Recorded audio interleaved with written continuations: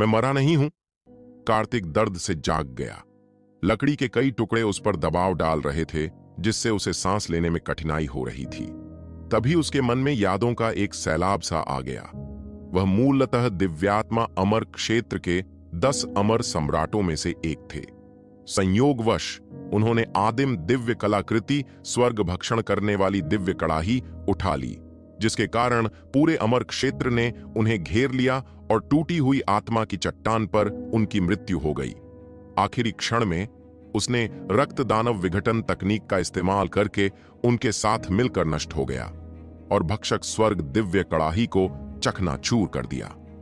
जब उसकी आंख खुली तो वह पहले से ही यहां था। सच्चा मार्शल महाद्वीप, जैन परिवार, दामाद, खर्चीला। उसके मन में जो स्मृतियां उभरी, उनसे उसे पता चला कि वह अब दिव्यात्मा अमर क्षेत्र में नहीं था, बल्कि उसने सच्चा मार्शल महाद्वीप नामक एक नश्वर संसार में पुनर्जन्म लिया था। लड़के के शरीर का नाम भी कार्तिक था। एक धनी परिवार में जन्मे 5 साल की उम्र में ही उसके परिवार की किस्मत बदल गई और उसके माता पिता रहस्यमय तरीके से गायब हो गए, जिससे छोटी उम्र से ही वह एक संकीर्ण सोच वाला और अंतर्मुखी व्यक्तित्व वाला हो गया। अपने पिता के मित्र और भावी ससुर जयंत द्वारा गोद लिए जाने के बाद भी उसकी हालत में कोई सुधार नहीं हुआ। जैसे जैसे वह बड़ा होता गया, उसका व्यक्तित्व और भी सनकी और दबंग होता गया। उसे तो यहां तक लगता था कि उसके ससुर, जो उसे अपने बेटे जैसा मानते थे, ने उसे सिर्फ पारिवारिक व्यवसाय हथियाने के लिए गोद लिया था।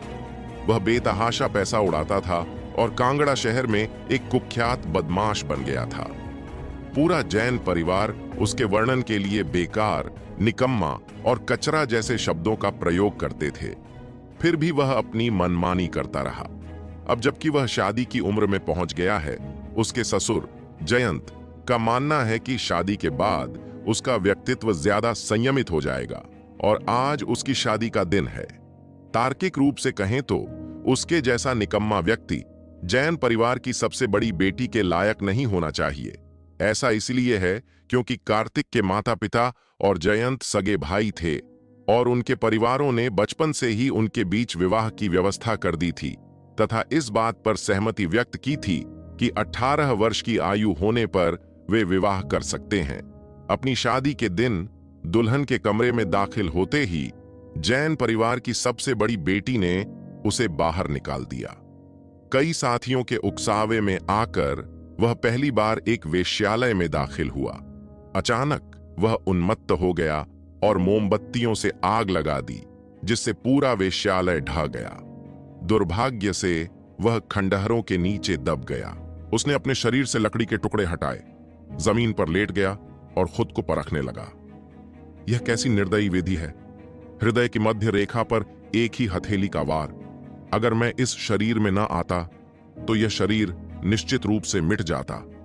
आखिर कौन उसे मारना चाहता था और ऐसा जाल बिछा रहा था। पिटाई से लगी कुछ चोटों के अलावा सबसे घातक घाव उसकी छाती पर एक अजीब से हथेली के निशान से आया था। उसे साफ साफ याद था कि उस समय वह कुछ बुरे दोस्तों के साथ शराब पी रहा था, लेकिन नियंत्रण खोने के बाद उसे कुछ भी याद नहीं आ रहा था। कटे हुए हृदय मेरिडियन को केवल अस्थायी रूप से दबाया जाता है। इसे एक सुरक्षात्मक अमृत खोजकर ठीक करने की आवश्यकता होगी। उसकी क्षमताओं के साथ ऐसे अमृत को परिष्कृत करना मुश्किल नहीं होगा। सौभाग्य से यह साधकों का महाद्वीप है, जहां मार्शल आर्ट अत्यंत समृद्ध है। मार्शल कलाकारों को कई स्तरों में वर्गीकृत किया जाता है, जिनमें शामिल हैं अर्जित क्षेत्र, जन्मजात क्षेत्र, आत्मा शुद्धि क्षेत्र, मज्जा शुद्धि क्षेत्र, सच्चा मूल क्षेत्र। उसका शरीर इतना भयानक है कि उसे कूड़ा कहना भी कम होगा। शिराएं बाल जितनी पतली होती हैं और अशुद्धियों के कारण होने वाली रुकावट इतनी गंभीर होती है कि इसे केवल एक भयानक दृश्य के रूप में वर्णित किया जा सकता है। यह थोड़ी समस्या है।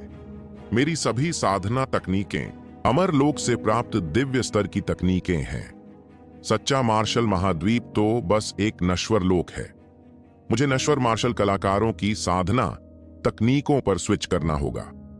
उदाहरण के तौर पर कहें तो यह एक शिशु की तरह है जो अपने पास शक्तिशाली हथियार रखे होने के बावजूद उन्हें उठाने में बहुत कमजोर है।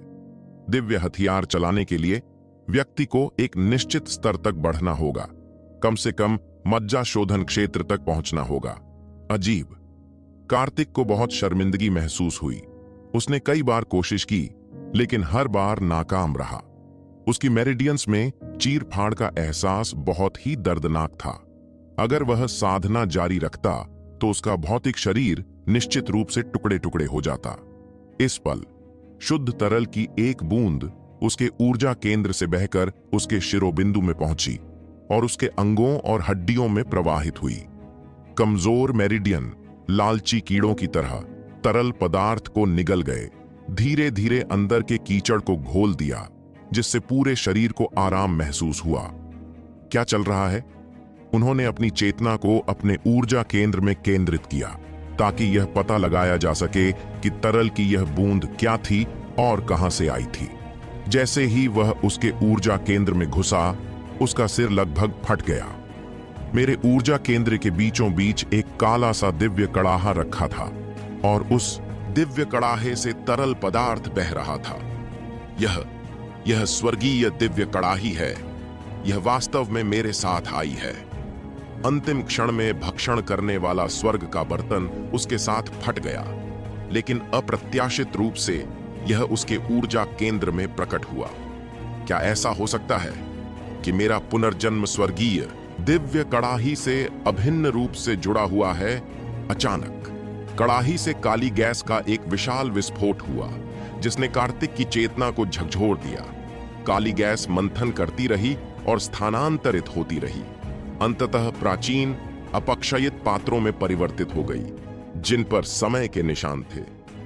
शक्तिशाली प्रभाव ने उसकी चेतना को उसके शरीर से बाहर निकाल दिया और उसे वास्तविकता में वापस ला दिया। इससे पहले कि मैं अपने मन में शब्दों को समझ पाता, बाहर हंगामा मच गया। उसके सिर के ऊपर का मलबा धीरे धीरे हटा दिया गया, जिससे कुछ रोशनी दिखाई देने लगी और बहुत से लोग मशालें लिए हुए उसके चारों ओर इकट्ठा हो गए। मालिक, हमें दामाद मिल गया है। कई बलवान आदमियों ने टूटी हुई लकड़ी को हटाया और वह भाग्यशाली रहा कि मौत से बच गया। लकड़ी के एक टुकड़े ने गिरते हुए पत्थर को रोक लिया और उसके शरीर को ज्यादा चोट नहीं आई। मौत का असली कारण उस घातक प्रहार से निकला। उन्होंने जल्दी से उसे उठाकर जमीन पर लिटा दिया। रहस्यमयी तरल पदार्थ से पोषित होकर उसका शरीर लगभग ठीक हो गया था और वह सीधा बैठ गया। तुम पागल बच्चे, क्या तुम मुझे पागल बनाने की कोशिश कर रहे हो? तभी जयंत उसके सामने प्रकट हुआ, बेहद निराश और गुस्से में। वह इतना गुस्से में था कि अपनी दाढ़ी खुजा रहा था और घूर रहा था। उसे पता चला था कि उसके दामाद ने वेश्यालय में हंगामा मचा रखा है और उसे बंधक बनाकर रखा गया है। उसे अपने ऊपरी कपड़े पहनने का भी समय नहीं मिला था और वह सिर्फ एक लबादा पहनकर बाहर भागा था। अजीब बात है, जयंत की डांट सुनकर कार्तिक के दिल में एक गर्माहट दौड़ गई। उसे लग रहा था कि जयंत सचमुच उसके लिए चिंतित है। क्या वह कूड़ा अभी भी जीवित है? अचानक एक चीख ने उनकी बातचीत को बाधित कर दिया और सैकड़ों दर्शक वहां एकत्रित हो गए तथा इशारे करने लगे और फुसफुसाने लगे। वह दीमक सचमुच भाग्यशाली है। वह कुचलकर मरी भी नहीं। स्वर्ग सचमुच अंधा है।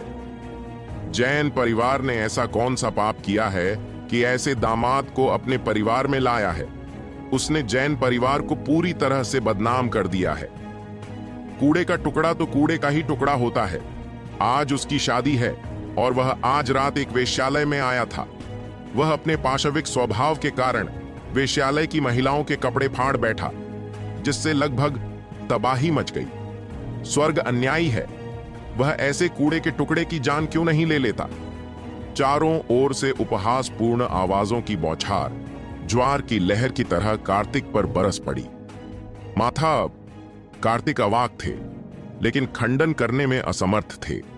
जयंत का चेहरा लाल हो गया और उसने लोगों से कहा कि उसे जल्दी से वापस ले जाएं और यहां खुद को शर्मिंदा न करें। रुकना! उसके पीछे से एक ठंडी चीख गूंजी जिसने उनके कदमों को रोक दिया। एक मैडम 10 गार्डों के साथ भयंकर और खतरनाक लग रही थीं। मास्टर जयंत, आपके दामाद की वजह से हमारा लाल प्रांगण ढह गया, जिससे दर्जनों लोग घायल हो गए। युवतियां बाहर जाने से बहुत डर रही हैं और कई मेहमान अभी भी मंडप में इलाज करा रहे हैं। ये सब उसी की वजह से हुआ है। क्या वह यूं ही चले जाने का इरादा रखता है? 40 साल की मैडम के चेहरे पर चर्बी की एक मोटी परत थी, जिससे एक तीखी, लगभग दम घोंट देने वाली खुशबू आ रही थी। उनका चेहरा फांसी पर लटके भूत जैसा घिनौना लग रहा था। वह कार्तिक के सामने खड़ी होकर चीख चीख कर रही थीं। मैं किसी को बुलाकर मुआवजे पर चर्चा करवाऊंगा।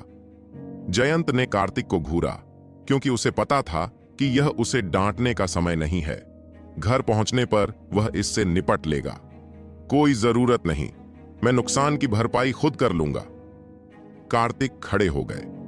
मामला उनकी वजह से शुरू हुआ था और वह ज्यादा लोगों को इसमें शामिल नहीं करना चाहते थे। युवा मास्टर कार्तिक, आप तो एक निकम्मे हैं जो खुद अपने ससुर के बल जीते हैं। आप हमें क्या मुआवजा देंगे? मैडम ने उसके प्रति कोई सम्मान नहीं दिखाया। जयंत के सामने उसका मजाक उड़ाया और हर तरफ से हंसी गूंज उठी। चिंता मत करो, तुम्हें मुआवजे में एक पैसा भी कम नहीं दिया जाएगा।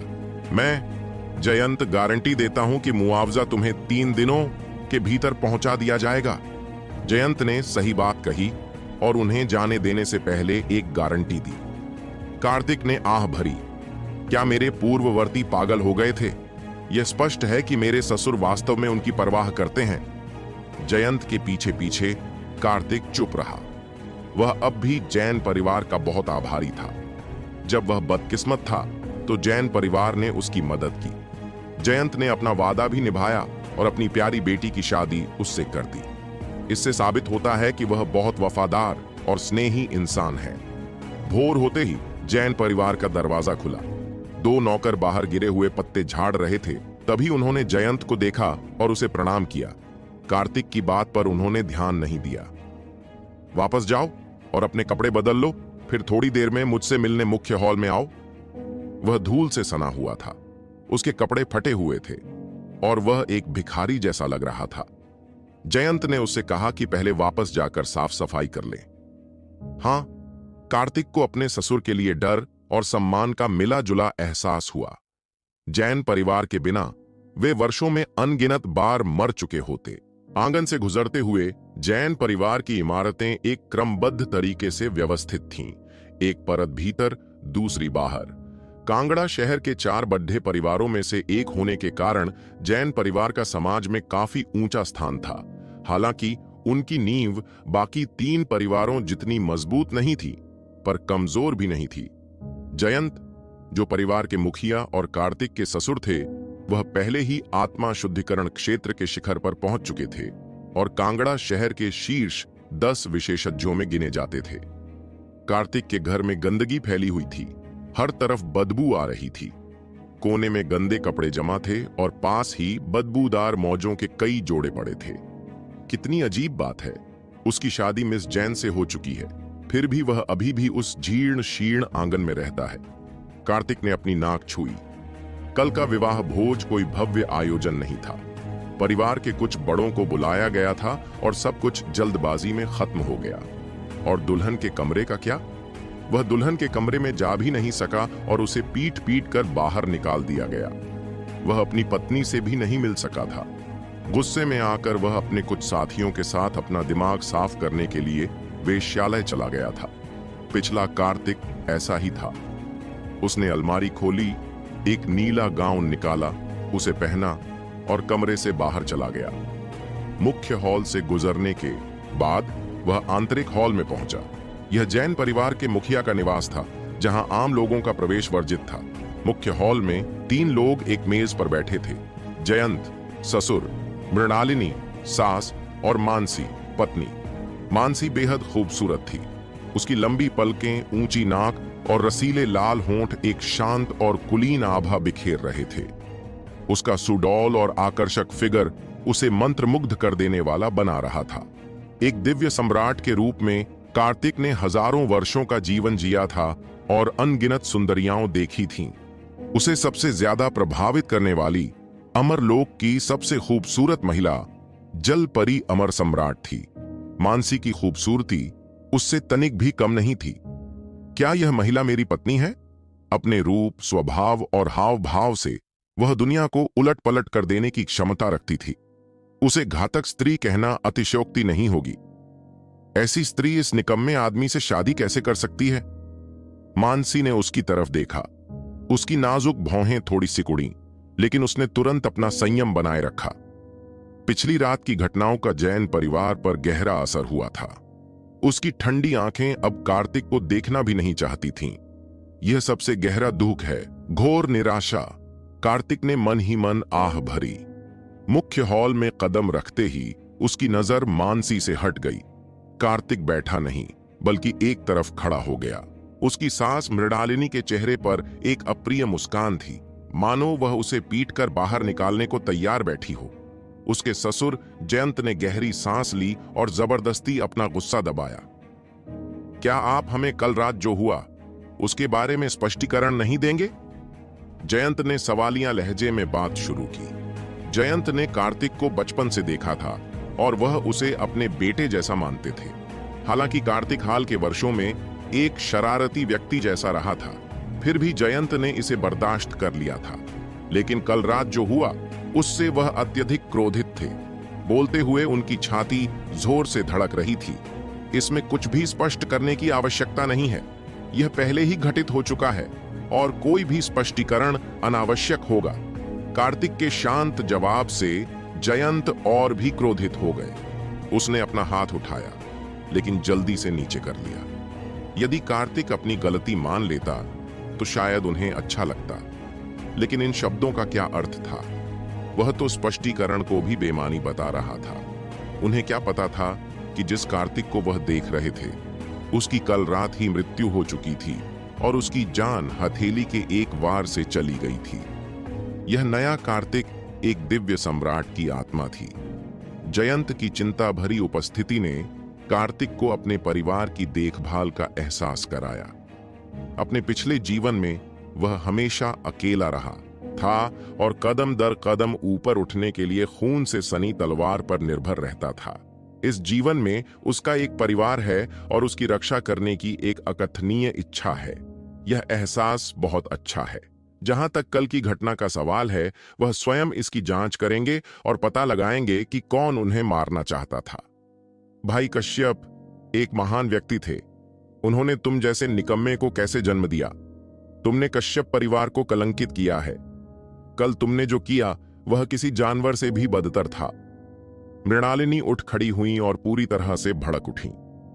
इस घटना ने जैन परिवार को पूरे कांगड़ा शहर में सिर ऊंचा रखने से रोक दिया था। अब उन्हें हर किसी के प्रति सम्मान दिखाना होगा। कार्तिक ने इसका खंडन नहीं किया, क्योंकि उसके माता पिता की यादें पहले से ही धुंधली थीं। क्योंकि जब वह छोटा था तब वे रहस्यमय तरीके से गायब हो गए थे। इस मामले का मेरे माता पिता से कोई लेना देना नहीं है। यह मेरी वजह से शुरू हुआ है और मैं इसकी पूरी जिम्मेदारी लूंगा। कार्तिक कुछ नाखुश था। पूरे जैन परिवार में जयंत के अलावा जिसने उसके साथ अच्छा व्यवहार किया, बाकी सब तारीफ के काबिल नहीं थे। जहां तक मानसी की बात है, वह हमेशा से ही अलग थलग और श्रेष्ठ रही थी। हालांकि वे साथ साथ पले बढ़े थे, लेकिन उनका आपस में मिलना जुलना कम ही होता था। पूरी जिम्मेदारी लोगे? तुम किसकी जिम्मेदारी लोगे? बाहर लोग कह रहे हैं कि हमारा जैन परिवार सख्त नहीं है और वे तुम्हें सौंपना चाहते हैं और पीट पीट कर मार डालना चाहते हैं। मृणालिनी तिरस्कार से हंस पड़ी। अगर उसके पति का अब भी कोई रुतबा ना होता तो क्या वह आज भी यहाँ बेदागा खड़ा होता? उसे तो कब का पीट पीट कर मार डाला गया होता। मृणालिनी के कई कठोर शब्द सुनने के बावजूद कार्तिक अविचलित रहा, चुपचाप सुनता रहा। वर्षों से वह जैन परिवार का बहुत आनी था। कुछ अपमान हानि रहित थे। ठीक है, जयंत ने मृणालिनी को बीच में ही टोक दिया। आगे बात करना अनुचित होता। कार्तिक चाहे कितना भी बुरा क्यों ना हो, वह भाई कश्यप का इकलौता बेटा था। भाई कश्यप के बिना जैन परिवार बहुत पहले ही खत्म हो गया होता। जयंत इस दयालुता को हमेशा याद रखेंगे। ससुर जी, सास जी, अगर और कुछ नहीं है तो मैं अभी नीचे जाऊंगा। कार्तिक ने आदरपूर्वक सिर झुकाया। इस बात की परवाह की बिना कि वे सहमत हैं या नहीं। बोलने के बाद वह मुख्य हॉल से बाहर चला गया और पूरे समय शांत बना रहा। जब मृणालिनी आमतौर पर उसे डांटती थीं, तो वह कभी कभी मजाक करता था और कभी कभी पलटकर जवाब भी देता था। आज का रवैया बहुत ही असामान्य था। क्या ऐसा हो सकता है कि कल की घटनाओं ने उसे बहुत ज्यादा परेशान कर दिया हो? जब तक बहुत जरूरी ना हो, बाहर न जाइए, घर पर रहें और अपना ध्यान रखें। जैसे ही कार्तिक हॉल से बाहर निकलने वाला था, जयंत की आवाज आई, जिसने उसके दिल को गर्म कर दिया। वह एक पल के लिए रुका, थोड़ा सिर हिलाया और अपने घर लौट गया। घर की सफाई और कुछ गंदे कपड़े धोने के बाद कार्तिक पालथी मारकर बैठ गया। उसके मन में जो रहस्यमय शब्द उभरे थे, उनकी अभी तक जांच नहीं हुई थी। उसकी चेतना उसके आत्मसागर में प्रवेश कर गई और वह सिहर उठा। यह बहुत समय से खोई हुई आदिम लिपि है। आदि लिपि तो बहुत पहले ही लुप्त हो चुकी थी। नश्वर लोक में तो कोई इसे पहचान भी नहीं पाता। अमर लोक में भी 5 से ज्यादा लोग आदि लिपि को नहीं जानते थे और वह उनमें से एक था। आदिम जगत का जन्म ब्रह्मांड के आरंभ में हुआ था और बहुत पहले ही नष्ट हो चुका था। सभी प्राचीन ग्रंथों को व्यवस्थित करने में एक अगरबत्ती के जलने जितना समय लगा। हर शब्द अनमोल था, जो महान दांव के सार तक ले जाता था। सबसे भयावह हिस्सा आखिरी पैराग्राफ था। दुनिया में कुछ भी बिना खाए नहीं बचा, कुछ भी बिना परिष्कृत किए नहीं बचा और कुछ भी बिना रूपांतरित हुए नहीं बचा। आदिम भक्षण स्वर्ग तकनीक। उसके सामने 5 बड़े पात्र तैर रहे थे, जो राजसी और विस्मयकारी थे, और उसके शरीर से एक आदिम ऊर्जा फूट पड़ी। यह कितनी भयानक तकनीक है! मेरे पिछले जीवन में मैंने जो आदि अमर मार्ग तकनीक सीखी थी, उसकी तुलना में यह तो कुछ भी नहीं है। आदिकालीन अराजकता अमर मार्ग तकनीक निस्संदेह दिव्यात्मा अमर क्षेत्र की सर्वश्रेष्ठ तकनीकों में से एक थी। अपने पिछले जन्म में कार्तिक ने अमर सम्राट क्षेत्र की साधना के लिए इसी तकनीक पर भरोसा किया था। क्या यह महान उजाड़ स्वर्ग भक्षण तकनीक स्वर्ग और पृथ्वी की बेड़ियों को तोड़कर और भी ऊंचे स्तर पर प्रवेश कर सकती है? कार्तिक ने आगे सोचने की हिम्मत नहीं की। अमर सम्राट के बाद क्या होगा, कोई नहीं जानता था। मुझे आशा है कि महान उजाड़ स्वर्ग भक्षण तकनीक अन्य अमर साधना तकनीकों की तरह नहीं है, जिसे नश्वर लोग विकसित नहीं कर सकते। उसने मन ही मन बुदबुदाया, क्योंकि अभी अभी उसने कई साधना विधियां आजमाई थीं, लेकिन उनमें से किसी में भी वह साधना नहीं कर पाया था। घबराहट के साथ उसने आदिम स्वर्ग भक्षण तकनीक के निर्देशों का पालन किया और पहली बार साधना शुरू की। जैसे ही यह सक्रिय हुआ, पूरा प्रांगण अविश्वसनीय रूप से उत्तेजित हो गया। शून्य में तैरती आध्यात्मिक ऊर्जा दरवाजे की दरारों से फुफकारती हुई उसके शरीर में प्रवेश कर रही थी। आध्यात्मिक ऊर्जा की एक बड़ी मात्रा द्रव में परिवर्तित होकर उसके ऊर्जा केंद्र में प्रवेश कर गई। इसका अधिकांश भाग स्वर्गीय भक्षण करने वाली कड़ाही द्वारा अवशोषित कर लिया गया। इस दृश्य ने कार्तिक को और भी अधिक स्तब्ध कर दिया। स्वायत्त रूप से आध्यात्मिक ऊर्जा अवशोषित करें, यह अच्छी बात है कि आदिम स्वर्ग भक्षण तकनीक को विकसित किया जा सकता है। जहां तक इस बात का सवाल है कि इसका अधिकांश भाग स्वर्ग भक्षण दिव्य कड़ाही द्वारा अवशोषित कर लिया गया था, उसे इसकी कोई परवाह नहीं थी। एक बार जब उसे यकीन हो गया कि वह साधना कर सकता है, तो उसने पूरी तरह से अपनी ऊर्जा छोड़ दी और आदिम स्वर्ग भक्षण तकनीक की पूरी शक्ति का इस्तेमाल किया। भयानक आध्यात्मिक ऊर्जा एक तरल पदार्थ का रूप धारण करते हुए उसकी शिरोबिंदुओं से होकर गुजरी। आध्यात्मिक ऊर्जा से पोषित होकर उसकी कमजोर शिरोबिंदुओं से एक हल्की चमक निकल रही थी। उसके रोम छिद्रों से बड़ी मात्रा में काली मैल बह रही थी, जिससे पूरा कमरा दुर्गंध से भर गया था। मंत्र का जाप करने से दुर्गंध दूर हो गई और नई त्वचा प्रकट हुई, जो जेड जैसी चिकनी हो गई। कार्तिक की त्वचा मानो पुनर्जन्म ले चुकी हो, बिल्कुल किसी नवजात शिशु की तरह। मज्जा को शुद्ध करो और शरीर को शुद्ध करो। एक कप चाय पीने में लगने वाले समय में ही उसके शरीर की ज्यादातर अशुद्धियां दूर हो गई थीं। अगर वह इसी तरह साधना करता रहा तो यह अविश्वसनीय होगा। शरीर ही आधार है। आधार जितना मजबूत होगा, भविष्य की उपलब्धियां उतनी ही बड़ी होंगी। कार्तिक इस बारे में बहुत स्पष्ट था और कभी कंजूसी नहीं करता था। उसने अपने भौतिक शरीर को संयमित करने के लिए अतिरिक्त आध्यात्मिक ऊर्जा का उपयोग किया और फिलहाल अपने दायरे से बाहर निकलने की कोई जल्दी नहीं की। 1 घंटा शांतिपूर्वक बीत गया। उसने अपनी आंखें खोलीं और ठंडी रोशनी की एक किरण निकली, जिससे 2 ठंडी ऊर्जाएं बन गईं। बुरा नहीं है। 1 घंटे की साधना के बाद रहस्यमय तरल की 10 और बूंदें भक्षण स्वर्ग कड़ाही में प्रकट हुई हैं। द्रव बाहर निकलकर उसके शरीर में प्रवाहित हुआ, जिससे रूपांतरण जारी रहा। उसके चारों ओर एक शक्तिशाली भंवर बन गया और उसकी शिरोबिंदुओं से युद्ध के नगाड़े की ध्वनि निकली, मानो 10,000 घोड़े सरपट दौड़ रहे हों। अर्जित, दूसरा स्तर। अर्जित, तीसरा स्तर। अर्जित, चौथा स्तर। कुछ ही सांसों में वह अर्जित क्षेत्र के प्रथम स्तर से चौथे स्तर तक कई क्षेत्रों को पार कर गया और फिर धीरे धीरे रुक गया। उसने बासी हवा की एक सांस छोड़ी। पूरी तरह से तरोताजा महसूस कर रहा था, मानो उसने राख से पुनर्जन्म लिया हो। एक अलौकिक आभा बिखेर रहा था। कार्तिक घर से बाहर निकला, बरगद के पेड़ के नीचे खड़ा हो गया और गहरी सोच में डूब गया। साधना को धन, साथियों, विधियों और वातावरण से अलग नहीं किया जा सकता। अपने क्षेत्र को शीघ्रता से सुधारने के लिए बहुत सारा धन चाहिए।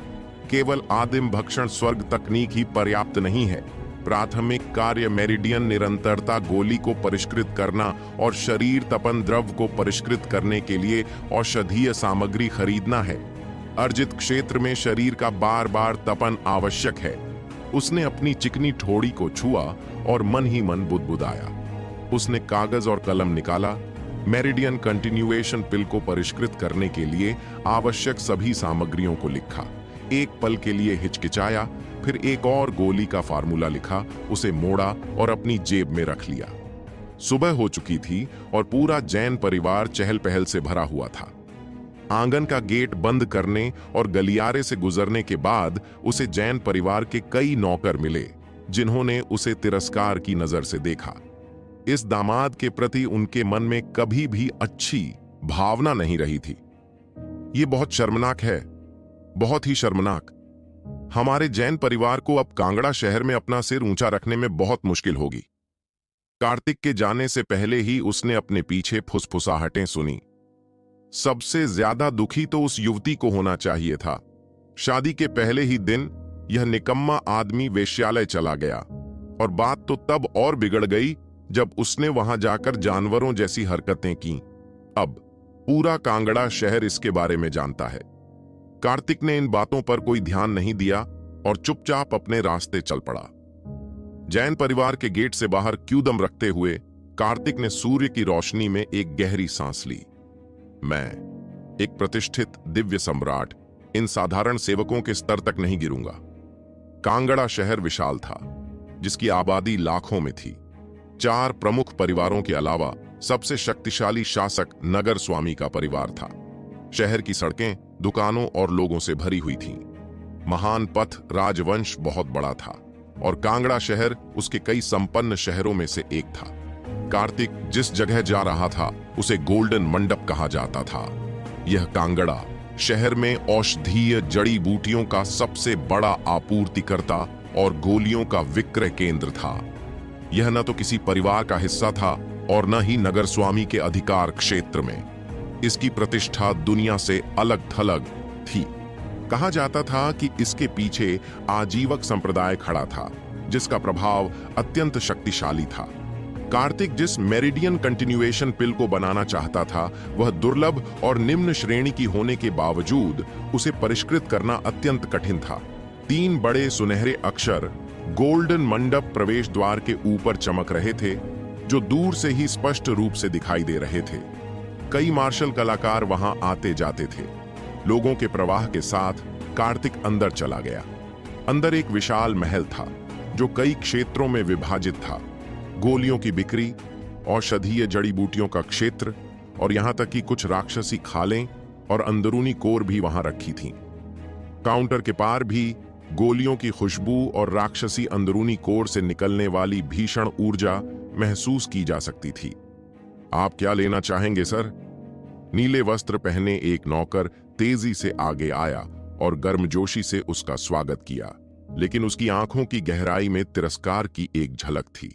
बाकियों की तुलना में कार्तिक के कपड़े बहुत साधारण थे। उसका नीला वस्त्र धुलने से फीका पड़ गया था। मुझे आपके प्रबंधक से मिलना है, कृपया उन्हें सूचित करें। कार्तिक ने दूसरे व्यक्ति की आंखों में तिरस्कार देखा और उसके होंठों पर एक ठंडी मुस्कान आ गई। हमारा प्रबंधक बहुत व्यस्त है और उसके पास बेकार लोगों से मिलने का समय नहीं है। अगर आप दवा नहीं खरीदने वाले हैं तो बाहर निकल जाइए। नीले वर्दी वाला नौकर बेरहम था। उसने उसे धक्का देने की कोशिश की, लेकिन कार्तिक टस से मस नहीं हुआ। कार्तिक की आंखों में एक क्षण के लिए क्रोध की चमक आई। उनके इस व्यवहार ने कई लोगों का ध्यान आकर्षित किया, जो रुककर उन्हें देखने लगे। क्या वह जैन परिवार का दामाद नहीं है? वह गोल्डन मंडप में कैसे आया? जैन के दामाद की कहानी लंबे समय से कांगड़ा शहर में प्रसिद्ध थी और कल रात जो हुआ वह अब घर घर में जाना जाता था। जैन परिवार के दामाद का नाम सुनते ही नीले वस्त्र पहने नौकर के चेहरे पर उपहास और घोर घृणा का भाव आ गया। मेरे रास्ते से हट जाओ, हम गोल्डन पेवेलियन में तुम्हारे साथ व्यापार नहीं करते हैं। नौकर का चेहरा भयंकर हो गया जब उसने कार्तिक से कहा कि वह चला जाए और फिर कभी गोल्डन मंडप में कदम न रखे। कितना अहंकारी स्वर था। चूंकि गोल्डन मंडप किसी भी बल के अधिकार क्षेत्र में नहीं था, नीले वस्त्र में ये युवा सेवक सभी के प्रति अभिमानी और तिरस्कारपूर्ण थे। क्या तुम सच में इस व्यापारिक सौदे चूकना चाहते हो? मुझे दोष मत देना कि मैंने तुम्हें चेतावनी नहीं दी। अगर तुम इस सौदे से चूक गए तो शायद तुम इसके परिणाम भुगतने में समर्थ नहीं हो पाओगे। कार्तिक की आंखें ठंडी हो गईं और एक शीतलता ने उसे घेर लिया, जिससे नीले रंग का नौकर चौंक गया और लड़खड़ा गया। धिक्कार है, तुम कूड़े के टुकड़े हो। मुझे धमकी देने की तुम्हारी हिम्मत कैसे हुई? अगर तुम नहीं गए तो मैं तुम्हें पीट पीट कर मार डालूंगा और बाहर फेंक दूंगा। बिना किसी चेतावनी के गोल्डन मंडप के सेवक बहुत कुशल थे। उनमें से एक ने कार्तिक के चेहरे पर अविश्वसनीय गति से एक मुक्का मारा। मुक्के से निकली हवा सीटी बजाती हुई एक भंवर बना रही थी, जिससे कार्तिक के कनपटियों के बाल बिखर गए। अगर वह कोई आम इंसान होता तो नीले वर्दी वाला नौकर ऐसा करने की हिम्मत नहीं करता, लेकिन जैन परिवार का दामाद तो पहले से ही गली का चूहा था, जिससे सब नफरत करते थे। टकराना! मुक्का पास भी नहीं पहुंचा था कि कार्तिक ने अपना पैर उठाया और नीले रंग के नौकर के पेट में जोर से लात मारी। उसका शरीर हवा में उछलकर काउंटर से टकराया, जिससे काउंटर के टुकड़े टुकड़े हो गए और अंदर रखी जड़ी बूटियां जमीन पर बिखर गईं। अचानक हुए इस प्रहार ने सभी को अचंभित कर दिया। भीड़ ने स्वतः ही पीछे हटकर रास्ता बना लिया, क्योंकि गोल्डन पैवेलियन को अपमानित करने का मतलब था कि वे कांगड़ा शहर में दोबारा रहने के बारे में भूल सकते थे। खांसी, खांसी। नीले रंग का नौकर जमीन पर खून खांस रहा था। तभी अचानक कई दिशाओं से एक दर्जन नौकर दौड़े आए, जिनमें से 2 हथियारों से लैस थे, और उन्होंने कार्तिक को घेर लिया। तुम बहुत आगे बढ़ गए हो। हमारे गोल्डन मंडप में किसी को घायल करने का दुस्साहस किया है। उसे नीचे ले जाओ। उनमें से एक बैंगनी रंग का लबादा पहने शायद कोई छोटा मोटा अधिकारी था। उसके आदेश पर 1 दर्जन से ज्यादा नौकरों ने एक साथ हमला बोल दिया। उनका आभा मंडल जोरदार था। परिणाम स्वरूप उत्पन्न शॉक वेव सीधे कार्तिक पर लक्षित थी। उनमें से हर कोई काफी शक्तिशाली था। बैंगनी वस्त्रधारी व्यक्ति, जो अर्जित क्षेत्र के 5वें स्तर पर था, अपार शक्ति से संपन्न था। उसने अपने हाथ में पकड़े हुए शासक को कार्तिक के सिर के पीछे की ओर घुमाया। यह एक घातक प्रहार था।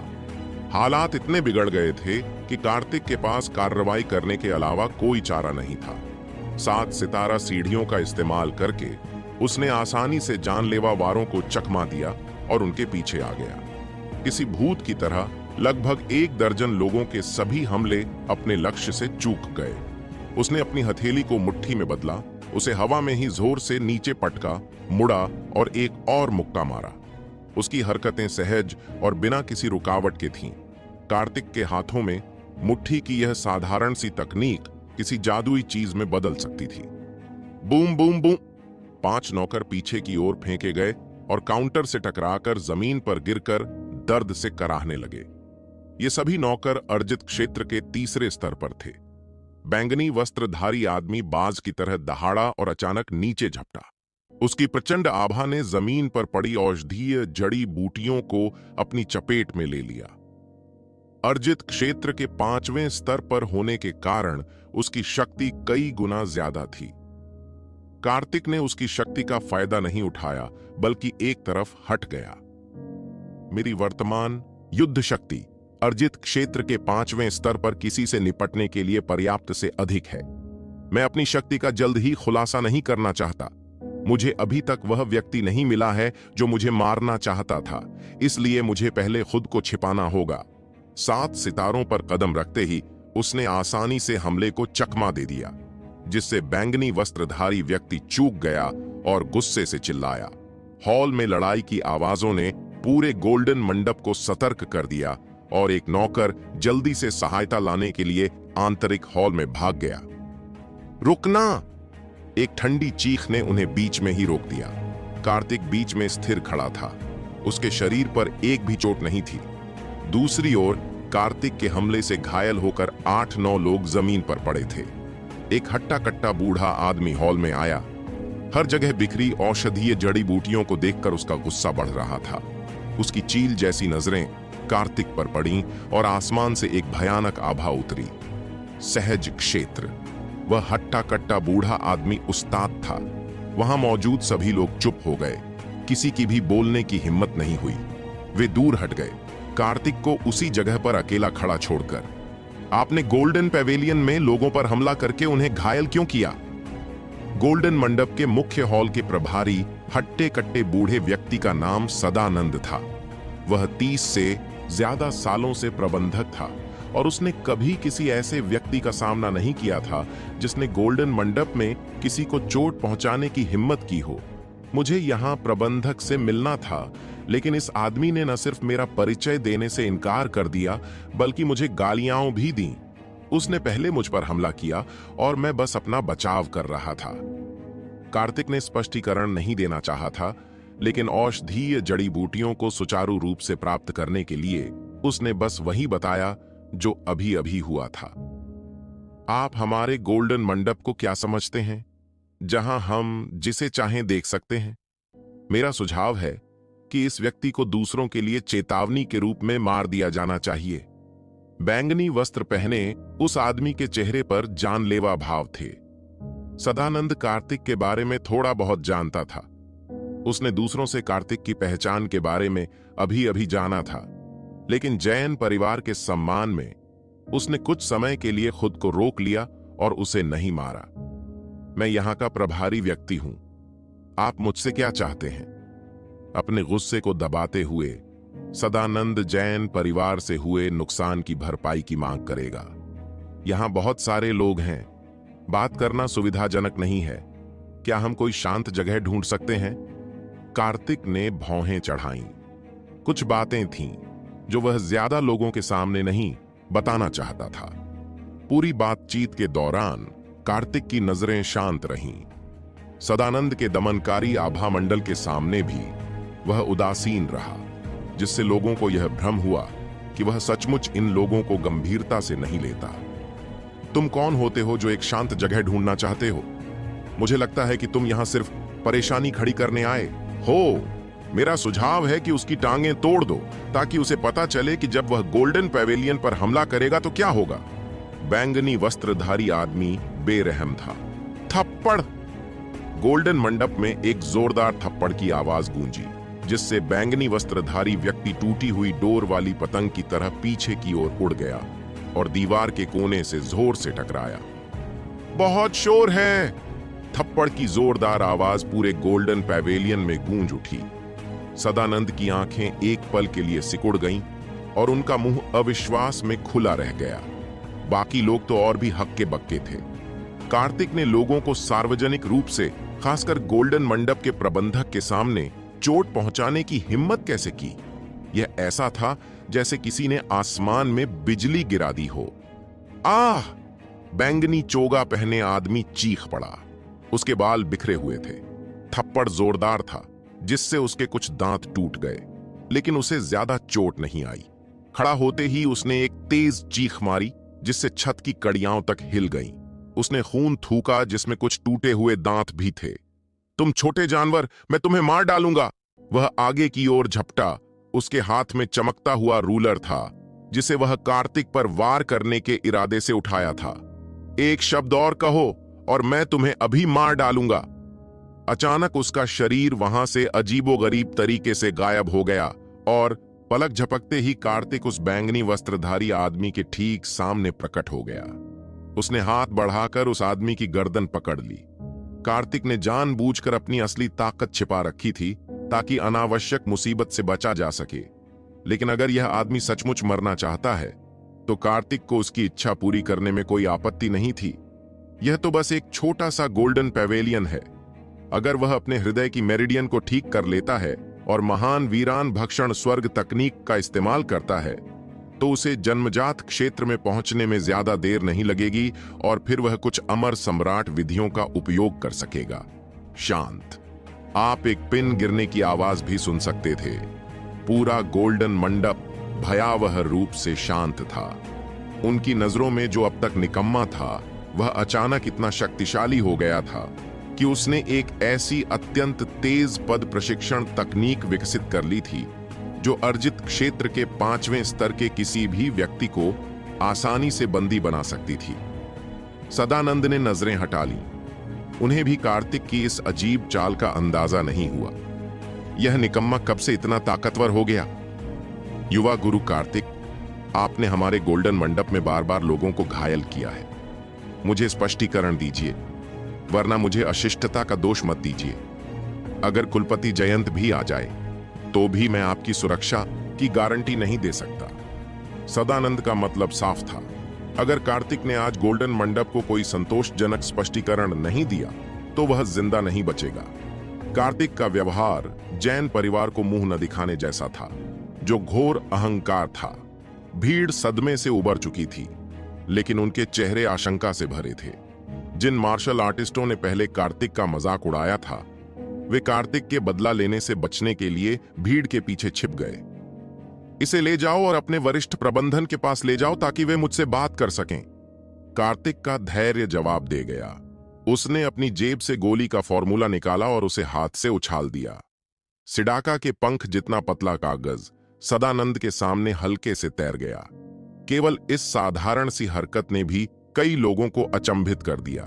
कागज पकड़ते ही सदानंद, जो इतने सालों से गोली मंडप का प्रबंधन कर रहे थे, अच्छी तरह से जानकार और अनुभवी थे। वह जानते थे कि कार्तिक के पास किसी को सार्वजनिक रूप से चोट पहुंचाने की हिम्मत करने के लिए कोई न कोई बड़ा सहारा जरूर होगा, इसलिए उन्होंने ज्यादा आक्रामक होने की हिम्मत नहीं की। गोली का फॉर्मूला उनकी हथेली में आ गया और उन्होंने उसे धीरे से खोला। उनकी नजर गोलियों के फॉर्मूले पर पड़ी और वह अचानक चौंक गए। अपनी जवानी में वह भी एक कीमियागर थे, लेकिन उनकी प्रतिभा सीमित थी और वह आगे नहीं बढ़ सके। वह केवल गोलियों के खजाने के मंडप में प्रबंधक का पद ही प्राप्त कर पाए, जहां वह आमतौर पर कुछ निम्न श्रेणी की प्रथम श्रेणी की गोलियों को ही परिष्कृत कर पाते थे। यह तुरंत स्पष्ट हो जाता है कि यह गोली का फॉर्मूला असाधारण है। आप किस बारे में बात करना चाहते हैं? सदानंद का स्वर थोड़ा बदल गया। हालांकि गोल्डन मंडप गोलियां बेचता है, लेकिन विविधता बेहद सीमित है। ज्यादातर गोलियां प्रथम श्रेणी की सुगंध गोलियां होती हैं। द्वितीय श्रेणी की टेम्परिंग गोलियां हर महीने सीमित मात्रा में बिकती है और तृतीय श्रेणी की गोलियां बिल्कुल भी उपलब्ध नहीं होती। गोली के फॉर्मूले पर दर्ज ग्रेड तीसरे और दूसरे के बीच था। सदानंद अच्छी तरह जानते थे कि रिलीज होने के बाद इसका क्या मतलब होगा। क्या आप यहां बात करना चाहते हैं? कार्तिक ने भौहें चढ़ाईं। उसे शोर पसंद नहीं था और हॉल में बहुत शोर था। मेरे साथ आइए। सबके सामने सदानंद ने कार्तिक को महत्वपूर्ण मुद्दों पर बातचीत के लिए भीतरी हॉल में बुलाया। यह दृश्य वहां मौजूद सभी लोगों पर वज्रपात की तरह छा गया। क्या सदानंद को ही कार्तिक को दबाना नहीं चाहिए था? अचानक हुए इस बदलाव ने सबको चौंका दिया। सदानंद की ओर फेंके गए उस कागज पर आखिर ऐसा क्या लिखा था जिससे उनका रवैया इतना बदल गया? दोनों भीतरी हॉल से गुजरे, जो बहुत ही शानदार ढंग से सजाया गया था। गोल्डन मंडप में पैसों की कोई कमी नहीं थी और वह बेहद समृद्ध था। उन्हें एक निजी कमरे में ले जाया गया, जहां दोनों एक एक करके अंदर गए। कमरा छोटा था, लगभग 20 वर्ग मीटर का, लेकिन उसमें आलीशान मेजें और कुर्सियां लगी थीं और मेज पर ताजे फल रखे हुए थे। हॉल में अफरा तफरी मच गई। हर किसी के चेहरे पर अविश्वास झलक रहा था। क्या हो रहा है? गोल्डन पैवेलियन उसे क्यों नहीं मार रहा है? हर कोई हैरान था। डैन ट्रेजर पैवेलियन में लड़ाई झगड़े के सख्त खिलाफ आदेश हैं। जो कोई भी ट्रेजर पैवेलियन में उत्पात मचाने की हिम्मत करेगा, उसका बेरहमी से दमन किया जाएगा। पिछले साल भी किसी ने यहां उत्पात मचाया था और उसे पीट पीट कर मार डाला गया था। आज कार्तिक ने न सिर्फ उपद्रव मचाया, बल्कि लोगों को घायल भी किया। यह अविश्वसनीय है कि गोल्डन पैवेलियन ने इसे बर्दाश्त किया और उसे अंदर भी बुलाया। अगर वह अंदर चला गया तो क्या हुआ? मैं शर्त लगाता हूं कि उसे 1 मिनट में यहां से बाहर निकाल दिया जाएगा। बाहर तरह तरह की टिप्पणियों के बीच अधिक से अधिक लोग इकट्ठा हो गए और कोई भी वहां से नहीं गया। वे बस बैठ गए और परिणाम की प्रतीक्षा करने लगे। बोलो, क्या बात करना चाहते हो? सदानंद का स्वर धीमा था, लेकिन उनका गुस्सा अभी भी पूरी तरह शांत नहीं हुआ था। कार्तिक को अंदर लाने का मतलब यह नहीं था कि मामला खत्म हो गया। अगर उसने उन्हें संतोषजनक जवाब नहीं दिया तो वह उसे भी मार डालेंगे। क्या आपको संदेह नहीं है कि इस पर जो लिखा है वह नकली है? कार्तिक के होठों पर एक शरारती मुस्कान आ गई। सदानंद द्वारा गोली के फॉर्मूले की असाधारण प्रकृति को पहचानना इस बात का प्रमाण था कि वह मूर्ख नहीं थे। गोलियों के खजाने के मंडप में वर्षों बिताने और तरह तरह की गोलियों के फॉर्मूले देखने के बाद अगर वह उन्हें पहचान भी नहीं पाते तो उन्हें घर चले जाना चाहिए था। यदि यह नकली है तो आपको इसके परिणाम पता होने चाहिए। सदानंद की आंखों में एक तेज चमक आ गई। जो कोई भी पिल ट्रेजर पैवेलियन को धोखा देने की हिम्मत करेगा, चाहे वह जैन परिवार का दामाद ही क्यों ना हो, उसे बिना किसी हिचकिचाहट के मार दिया जाएगा। आपके गोल्डन पैवेलियन में एक 2 सितारा कीमियागर होना चाहिए, है ना? क्यों ना हम पहले उनसे इसका मूल्यांकन करवा लें और फिर हम इस पर आगे चर्चा कर सकते हैं। कार्तिक मुलायम सोफे पर चुपचाप बैठे रहे। मेज पर रखे ताजे फल उठाए, एक निवाला खाया और जूस चारों तरफ फैल गया। जो कोई भी व्यापार पर चर्चा करने के लिए गोल्डन मंडप के निजी कमरे में आ सकता था, वह निस्संदेह कांगड़ा शहर का एक प्रतिष्ठित व्यक्ति था। एक लिव इन दामाद, खासकर एक निकम्मे दामाद को लाना निश्चित रूप से पहली बार था। कोई जाओ और मास्टर प्रताप को आमंत्रित करो, सदानंद ने आदेश दिया और दरवाजे के बाहर किसी ने जवाब दिया और जल्दी से चला गया। निजी कमरे को थोड़ी देर के लिए मौन में छोड़ दिया। सदानंद के प्रचंड आभा मंडल के सामने कार्तिक शांत रहा, जिससे सदानंद हैरान रह गए। अगर कोई और होता तो इतना डर जाता कि उसकी पैंट गीली हो जाती, लेकिन वह ठीक था, बेपरवाह दिख रहा था। फल का एक टुकड़ा खत्म करने के बाद निजी कमरे का दरवाजा खोला गया। सदानंद, मैं गोलियां परिष्कृत कर रहा हूं। तुम मुझसे कौन सा जरूरी काम चाहते हो? अगर तुमने मेरी गोलियां खराब कर दी तो तुम्हें पछताना पड़ेगा। मास्टर प्रताप सफेद बालों से भरे सिर, तीखी आंखों और मजबूत चाल के साथ अंदर आए। अपनी आस्तीनें ऊपर उठाईं और अप्रसन्न दिखे। सच्चे मार्शल महाद्वीप में कीमियागर एक बेहद कीमती पेशा है। मार्शल कलाकार अमृत के बिना साधना नहीं कर सकते। कीमियागर कहलाने के लिए व्यक्ति को अग्नि गुण में निपुण होना चाहिए और कीमियागर बनने के लिए अत्यंत प्रबल आत्मिक प्रतिभा का होना आवश्यक है। यहां तक कि गोल्डन मंडप के प्रमुख को भी मास्टर प्रताप के साथ अत्यंत सम्मान से पेश आना पड़ा। मास्टर प्रताप, यह युवक हमारे पिल ट्रेजर पैवेलियन में चर्चा के लिए एक गोली का फॉर्मूला लेकर आया है। क्या आप इसकी जांच करके बता सकते हैं कि यह असली है या नकली? अगर यह नकली है तो सदानंद ने एक भयावह चाल चली। अगर गोली का फॉर्मूला नकली निकला तो वह व्यक्तिगत रूप से कार्तिक को मार डालेंगे। मास्टर प्रताप ने मेज पर रखी गोलियों का फॉर्मूला उठाया। पहले तो उन्हें कोई फर्क नहीं पड़ा। गोल्डन पैवेलियन में बाजार में मिलने वाली सभी गोलियां मौजूद थीं, सिर्फ दुर्लभ गोलियों को छोड़कर। भले ही आपको गोली का फॉर्मूला मिल जाए, लेकिन अगर आपको गोली को परिष्कृत करने के चरण समझ में नहीं आए तो वह बेकार है। इसीलिए कार्तिक ने सदानंद को खुलेआम गोली का फॉर्मूला दिखाने की हिम्मत की। अगर वह उसे याद भी कर लेता तो भी कोई फर्क नहीं पड़ता। गोली के फॉर्मूले में गोली को परिष्कृत करने के चरण नहीं बताए गए हैं, बस नुस्खा दिया गया है। मास्टर प्रताप ने मेज पर रखा पर्चा उठाया। उनका चेहरा भावशून्य था। रास्ते में उन्होंने बाहर चर्चाएं सुनी और अंदर आकर उन्होंने कार्तिक को तिरस्कार से देखा। ध्यान से देखने के बाद उनकी भौहें थोड़ी सिकुड़ गईं। दवा का पर्चा तो बहुत सुंदर था, लेकिन असली था या नहीं यह अभी भी अज्ञात था। मास्टर प्रताप कैसा है? सदानंद ने परिणाम जानने के लिए उत्सुकता से पूछा, क्योंकि उन्होंने पहले कभी ऐसी गोली नहीं देखी थी। स्वर्गीय आत्मा की गोली? मैंने इसके बारे में पहली बार सुना है। मास्टर प्रताप ने दवा की पर्ची नीचे रख दी, मेज पर अपनी उंगलियां थपथपाईं, आंखें बंद कर लीं और औषधीय सामग्रियों से कुछ निष्कर्ष निकालने की कोशिश की। स्वर्ग और पृथ्वी की आदिम ऊर्जा भोजन है और 7 उत्तम छिद्र अमृत हैं। कार्तिक ने अचानक एक वाक्य कहा जिसने मास्टर प्रताप को चौंका दिया। उन्होंने अचानक अपनी आंखें खोलीं। उनमें रोशनी की एक चमक थी। इन शब्दों से उनका पूरा शरीर कांप उठा। उनका चेहरा उत्साह से भर गया। आध्यात्मिक सार, ये 2 शब्द अभी अभी उनके मुंह से निकले थे। आध्यात्मिक सार! यह शब्द पूरे निजी कमरे में गूंज उठा, जिससे एक भिनभिनाहट सी पैदा हो गई। मास्टर प्रताप ने अपनी आंतरिक ऊर्जा को मुक्त किया, जिससे एक शक्तिशाली बल बाहर की ओर बह निकला और मेज पर रखे फल जमीन पर बिखर गए। उनका चेहरा पहले उत्साह से भरा था, अब लालच और तनाव से विकृत हो गया था। कार्तिक द्वारा प्रस्तुत स्वर्गीय आत्मा की गोली वास्तव में मूल उच्च स्तरीय सूत्र का एक संक्षिप्त संस्करण थी, जिसकी प्रभावकारिता मूल के 10,000वें हिस्से से भी कम थी। लेकिन कांगड़ा शहर में यह निश्चित रूप से सर्वोत्तम गोलियों में से एक होती। उन्होंने पाया कि इस स्पिरिचुअल एसेंस पिल के फॉर्मूले में इसके प्रभावों का विस्तृत विवरण दिया गया था, जो बाजार में उपलब्ध अन्य सभी गोलियों से कहीं बेहतर था।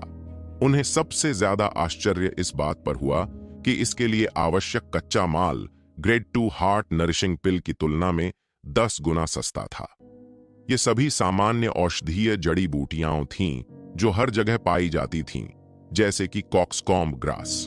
दरअसल तुम यहां मुसीबत खड़ी करने के लिए नकली गोली का फॉर्मूला लाए थे। मास्टर प्रताप ने अचानक अपनी आवाज कड़ी करते हुए कहा, यह तुम्हारा पहला अपराध है, इसलिए इस बार मैं तुम्हें छोड़ सकता हूं। अभी यहां से चले जाओ, वरना मुझे बदतमीजी का इल्जाम मत देना। मास्टर प्रताप की आंखों में लालच की एक झलक उभरी, जिसे उन्होंने तुरंत छिपा लिया। अगर वह आध्यात्मिक सार की गोली को परिष्कृत करने की विधि में निपुण हो जाते तो वे 3 सितारा कीमियागर के स्तर तक पहुंच सकते थे और महान पथशाही शहर जा सकते थे, जहां सच्चे साधक इकट्ठा होते थे। कांगड़ा शहर तो बस एक सुदूर कोना था। दबंग होने का क्या मतलब है? यही था खुला अत्याचार। वह गोली के फॉर्मूले पर कब्जा करना चाहता था और वह किताब पलटने से भी जल्दी आपसे मुंह मोड़ सकता था। उसने फॉर्मूले में मौजूद औषधीय तत्व पहले ही याद कर लिए थे। उसे इसे पढ़ने के लिए 1 महीना दीजिए और वह इसे जरूर परिष्कृत कर पाएगा।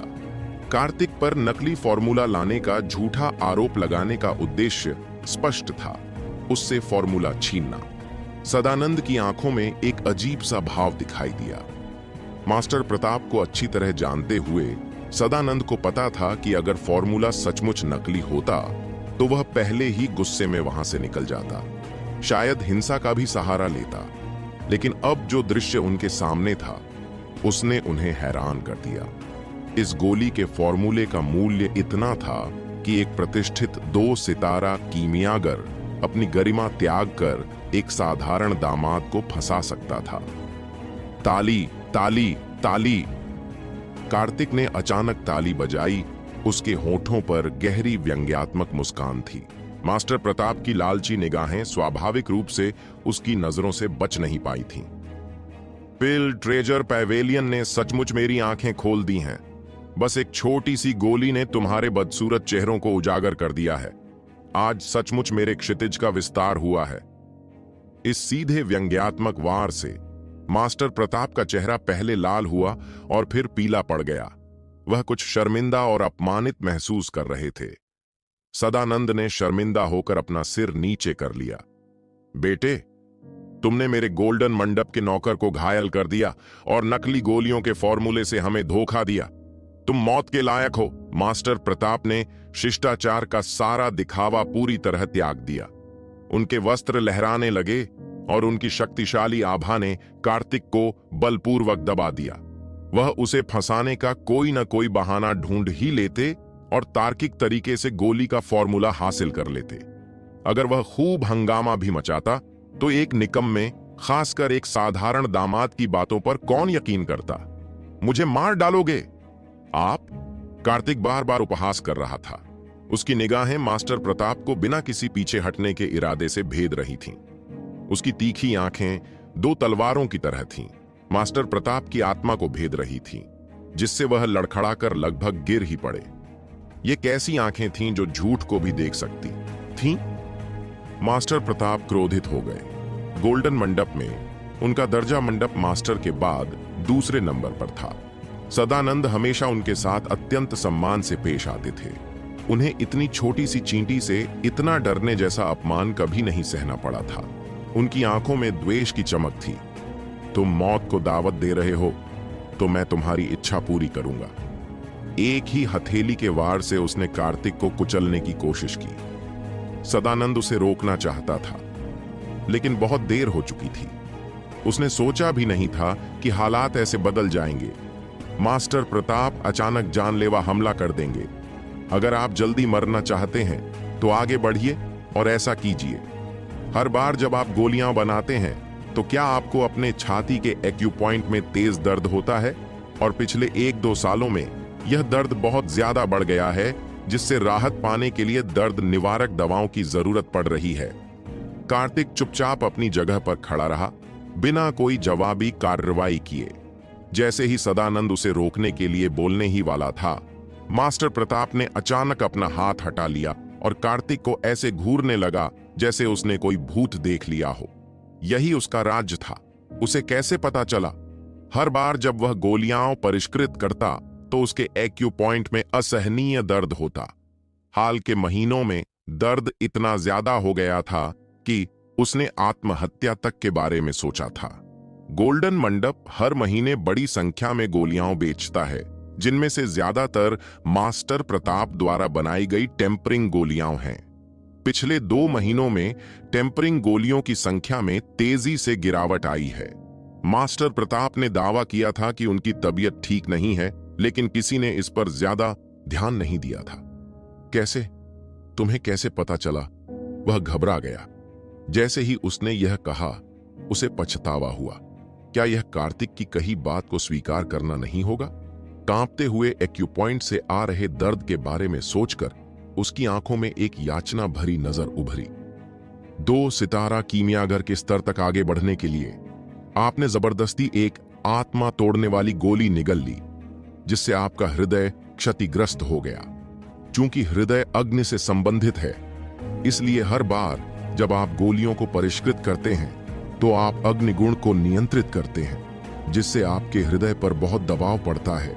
यह दबाव आपके कंपन केंद्र के एक्यूपॉइंट तक पहुंच जाता है। आप निश्चित रूप से 3 महीने के भीतर मर जाएंगे। कार्तिक ने कुछ भी नहीं छिपाया और मास्टर प्रताप के शरीर की समस्या उजागर कर दी। मास्टर प्रताप के हाव भाव एकदम बदल गए। यहां तक कि यह बात भी उजागर हो गई कि उन्होंने आत्मा तोड़ने वाली गोली खा ली थी, मानो उन्हें नंगा करके उनके सामने खड़ा कर दिया गया हो। सदानंद का मुंह खुला का खुला रह गया। आत्मा तोड़ने वाली गोली एक वर्जित दवा थी। इसके सेवन के बाद होने वाले दुष्प्रभाव बेहद स्पष्ट थे और कोई भी इसे आजमाने को तैयार नहीं होता था। मुझे क्या करना चाहिए? तुम्हें तो कोई रास्ता पता होगा, है ना? मास्टर प्रताप घबरा गए।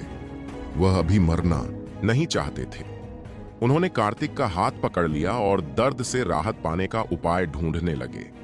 चार्ज एक्यूपॉइंट के असहनीय दर्द ने उन्हें सिहरन से भर दिया। उन्हें पता था कि ज्यादा से ज्यादा 3 महीने में इस दर्द से उनकी मौत हो जाएगी। मेरे पास समाधान तो है, लेकिन मैं तुम्हें क्यों बचाऊं? उसने उसे बेरहमी से धक्का दिया। उसका चेहरा तिरस्कार से भरा हुआ था। सदानंद भी अब इसे बर्दाश्त नहीं कर सकता था। उसने अभी अभी कार्तिक को फंसाया था, नकली गोली का फॉर्मूला लाया था और उसे चुप कराने के लिए लगभग मार ही डाला था। जब तक आप मुझे बचा सकते हैं, मैं आपकी कोई भी शर्त मानने को तैयार हूं। पैसा, खूबसूरत औरतें, आप जो भी चाहें, मैं आपको सब कुछ दूंगा।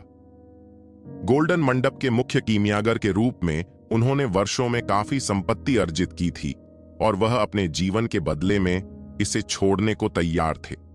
सब कुछ मुझे दे दोगे? कार्तिक ने व्यंग्य किया। जो मैं चाहता हूं वह तो शायद पिल ट्रेजर पैवेलियन भी ना दे पाए। उसकी आंखों में तिरस्कार की एक झलक उभरी। एक मामूली दूसरे दर्जे के कीमियागर के पास इतनी दौलत कैसे हो सकती है? उसने सचमुच उसे गंभीरता से नहीं लिया। युवा मास्टर कार्तिक, कृपया बताएं कि मुझे बचाने के लिए आपको क्या करना होगा। मास्टर प्रताप ने अपनी गरिमा त्याग दी। उनके एक्यूपॉइंट का दर्द असहनीय था और उनकी आंखों में याचना भरी नजर थी, मानो कोई डूबता हुआ व्यक्ति तिनका पकड़ रहा हो। अगर तुम चाहो तो मैं तुम्हें बचा सकता हूं और मुझे तुम्हारी दौलत नहीं चाहिए। मैं गोल्डन मंडप में सिर्फ एक ही मकसद से आया हूं, तुम्हारे साथ सहयोग के लिए। एक बार आध्यात्मिक सार की गोली निकल जाए तो संसाधनों की कोई कमी नहीं रहेगी। वह दूसरों को अपने खिलाफ इस्तेमाल करने का मौका नहीं देना चाहता और पहल अपने हाथों में रखना चाहता है। जल्दी बताओ, तुम किस तरह सहयोग करना चाहते हो? मास्टर प्रताप चिंतित और उत्सुक नजर आ रहे थे, जिससे सदानंद अवाक रह गया। क्या यह अब भी वही 2 सितारा कीमियागर था जिसे वह जानता था? वह किसी पालतू कुत्ते जैसा लग रहा था, मानो कार्तिक के सामने गिड़गिड़ा रहा हो। क्या आप योग्य हैं? ठंडी उपहास भरी आवाज मास्टर प्रताप के चेहरे पर एक जोरदार तमाचे की तरह थी। चाहे कितना भी दर्द हो, उसे सहना ही था। जिंदा रहने के लिए वह अपनी गरिमा भी त्याग सकता था। सदानंद अब और नहीं देख सका और उसने अपना सिर घुमा लिया। आज जो हुआ, उसने उसकी दुनियादारी पूरी तरह से पलट दी थी। इस नीच दामाद ने मुख्य हॉल में नीले वस्त्र पहने 10 से ज्यादा नौकरों को घायल कर दिया। एक ही हथेली के वार से हॉल के मुखिया को उड़ा दिया। एक रहस्यमयी गोली का नुस्खा तैयार किया और यहां तक कि मास्टर प्रताप की छिपी हुई बीमारी भी उजागर कर दी, जिससे उन्हें विनम्र और आज्ञाकारी होना पड़ा। क्या यह अब भी वही पहले वाला निकम्मा दामाद है? चूंकि पैवेलियन मास्टर कांगड़ा शहर में नहीं है, इसलिए मैं इस सहयोग पर खुद ही निर्णय ले सकता हूं। कृपया बेझिझक अपनी बात कहें।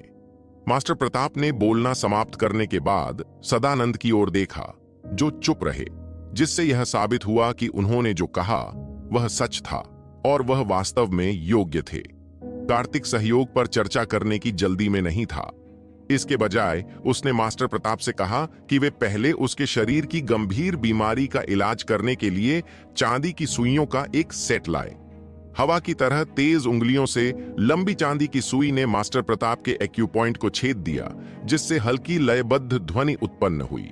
एक के बाद एक आंखें चौंधियाते हुए सदानंद के हाव भाव बार बार बदलते रहे। उनकी याद में जैन परिवार का दामाद खाने पीने और मौज मस्ती के अलावा किसी और चीज से अनभिज्ञ था। सभी चांदी की सुइयां उसके शरीर के प्रमुख एक्यूपॉइंट्स में सटीक रूप से डाली गईं।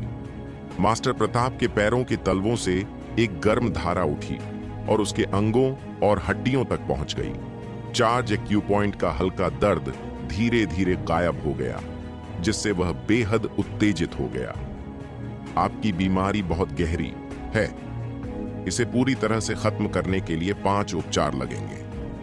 चांदी की सुइयां निकालते हुए कार्तिक ने बिना किसी भावना के कहा, अपनी कुशलता से मैं उसे एक ही बार में ठीक कर सकता हूं। अगर मैं उसे इतनी जल्दी ठीक कर दूं और फिर उससे मुंह मोड़ लूं, तो क्या मेरी सारी मेहनत बेकार नहीं हो जाएगी? बहुत बहुत धन्यवाद युवा मास्टर कार्तिक।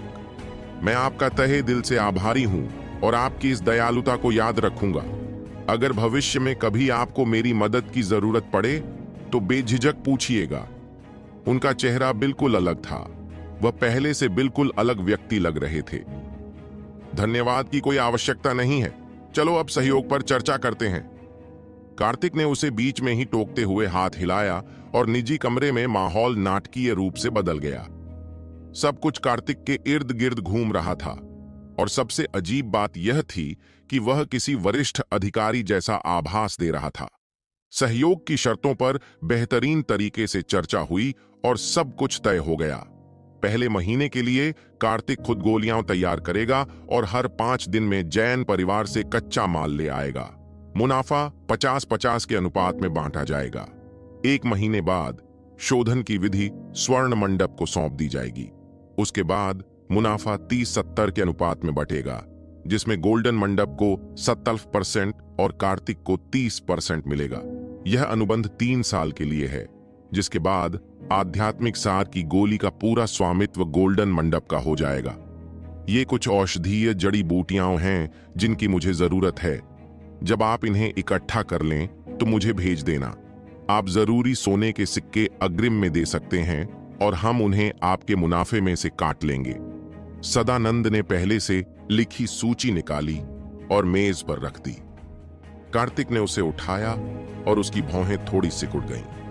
कुछ देर की बातचीत के बाद सदानंद का रवैया कार्तिक के प्रति पूरी तरह बदल चुका था।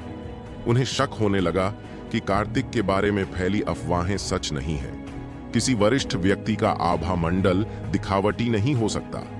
यह केवल किसी शक्तिशाली व्यक्ति पर ही प्रकट होता है जिसके पास जीवन मरण की शक्ति हो। हमारा स्वर्ण मंडप ये सभी आध्यात्मिक जड़ी बूटियां तो इकट्ठा कर सकता है, लेकिन 9 यांग फल और क्रिम्सन स्पिरिट घास को शाही शहर से लाने की जरूरत है, जिसमें कम से कम 5 दिन लगेंगे। सदानंद ने ऑर्डर फॉर्म नीचे रखा। उनके स्वर में हल्की सी झुंझलाहट थी। तो मैं 5 दिन बाद वापस आऊंगा। कार्तिक जानता था कि ये दोनों जड़ी बूटियां मेरिडियन कॉन्टिन्यूएशन पिल को बनाने के लिए मुख्य सामग्री है और इन्हें खोना नहीं चाहिए।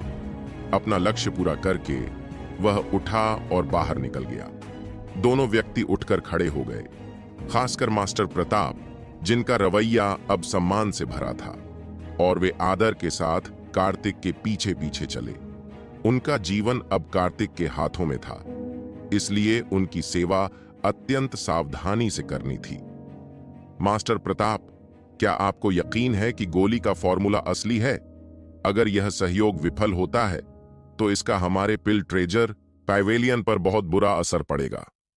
पैवेलियन मास्टर के लौटने पर वे निश्चित रूप से हमें दोषी ठहराएंगे।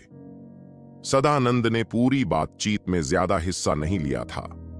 स्वर्ण मंडप के कई मामले मास्टर प्रताप संभालते थे और सदानंद केवल बिक्री के लिए जिम्मेदार थे। मैंने दर्जन भर से ज्यादा बार इसका अंदाजा लगाया है और यह सूत्र पूरी तरह से असली है। एक बार जब यह प्रकाशित हो जाएगा तो महान पथ राजवंश में हमारे पिल ट्रेजर पैवेलियन का दर्जा बहुत बढ़ जाएगा। जाओ और इसे उस तक पहुंचा दो। अगर उसकी कोई और मांग हो तो उसे भी पूरा करो। 5 दिनों में हमें पता चल जाएगा कि यह सच है या नहीं। अपने आखिरी शब्द कहने के बाद मास्टर प्रताप की आंखों में एक भयानक चमक दिखाई दी। अगर कार्तिक 5 दिनों में आध्यात्मिक सार की गोली नहीं ला पाया तो वह खुद जैन परिवार के पास जाकर उसे मार डालेंगे। भीतरी हॉल से बाहर निकले उन्हें अभी आधा घंटा ही बीता था कि हॉल लोगों से खचाखच भर गया।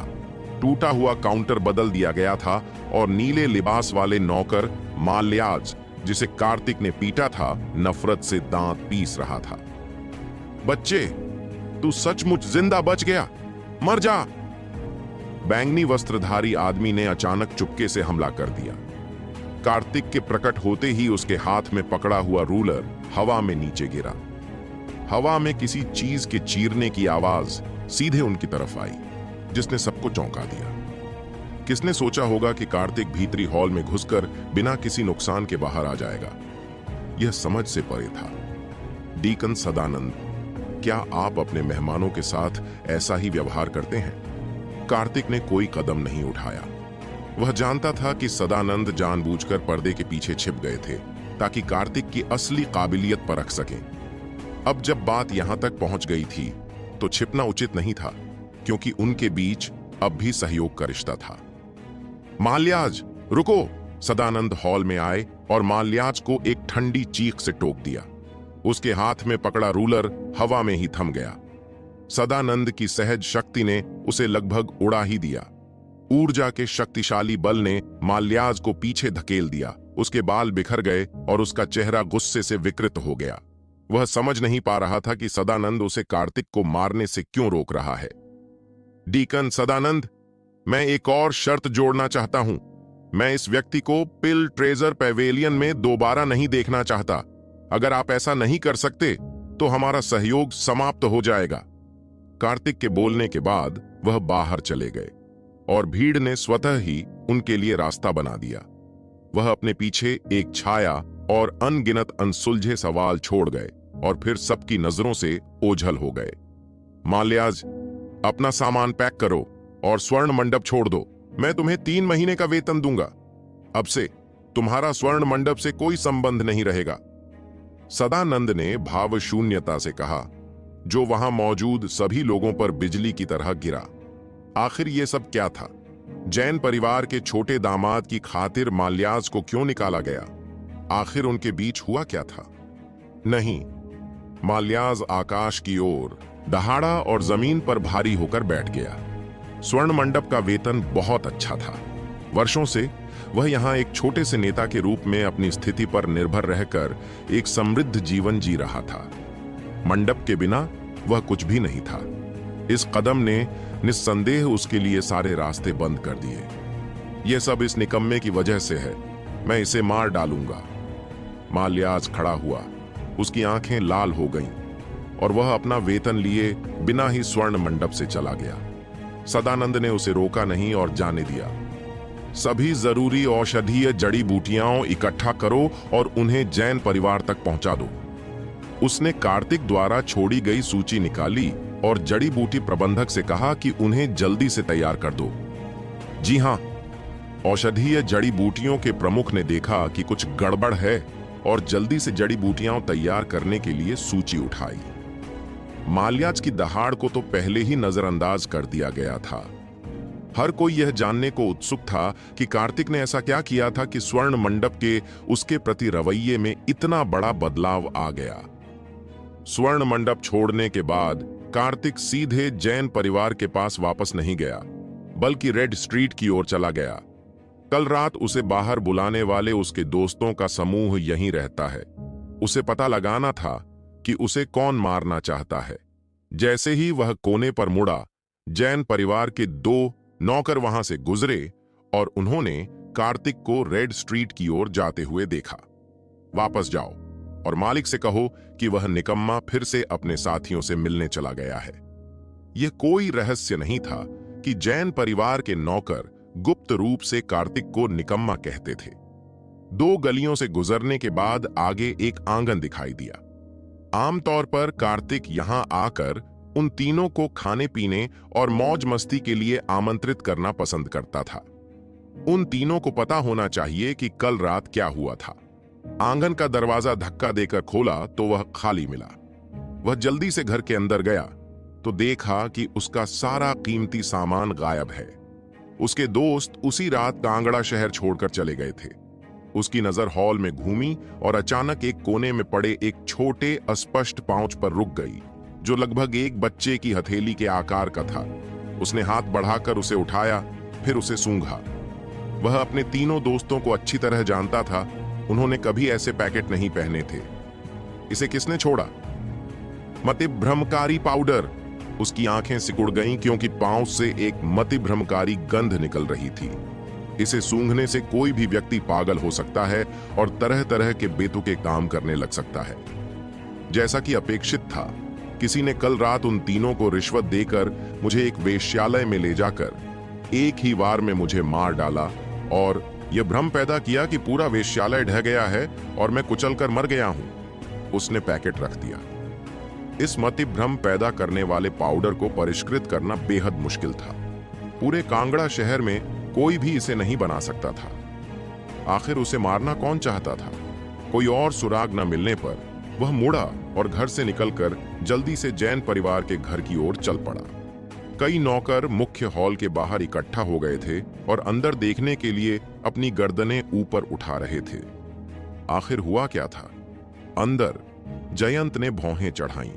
उसके सामने हथियारों से भरी कई टोकरियां रखी थीं, जिनमें तलवारें, चाकू, कांटे और हालबर्ड शामिल थे। जैन परिवार के हथियार कांगड़ा शहर में बहुत प्रसिद्ध थे और उनकी मांग बहुत ज्यादा थी। परिवार की आय का मुख्य स्रोत हथियारों की कार्यशाला से आता था। जैन परिवार के पास कुल 5 हथियार कार्यशालाएं हैं, जो प्रतिदिन कम से कम कई हजार हथियार बनाती हैं। फिर भी यह कांगड़ा शहर के मार्शल कलाकारों की जरूरतों को पूरा नहीं कर सकता है। मानसी की सास मृणालिनी भी वहां मौजूद थीं। मानसी अंदर चुपचाप बैठी थी। उसकी नाजुक भौहें थोड़ी सिकुड़ी हुई थीं, बिल्कुल शुद्ध सफेद कमल के फूल की तरह, बेदागा और मासूम। और उसकी भौहों के बीच चिंता की एक झलक साफ दिखाई दे रही थी। मैंने सुना है कि हमारे जैन परिवार के कुशल कारीगर को त्रिवेदी परिवार ने लालच देकर हड़प लिया है और हमारे जैन परिवार की अनोखी शिल्पकला तकनीक भी छीन ली गई है। यह हमारे जैन परिवार के लिए बहुत बड़ा झटका है। मुख्य हॉल के बाहर फुसफुसाहटें सुनाई दे रही थीं। कार्तिक भीड़ के बीच से गुजरा और उनकी बातचीत साफ सुनी। कांगड़ा शहर के 4 प्रमुख परिवारों में से जैन परिवार हथियारों को परिष्कृत करके जीविका चलाता है और कांगड़ा शहर के लगभग 70% बाजार हिस्से पर उसका कब्जा है, जबकि शेष 30% पर त्रिवेदी परिवार का नियंत्रण है।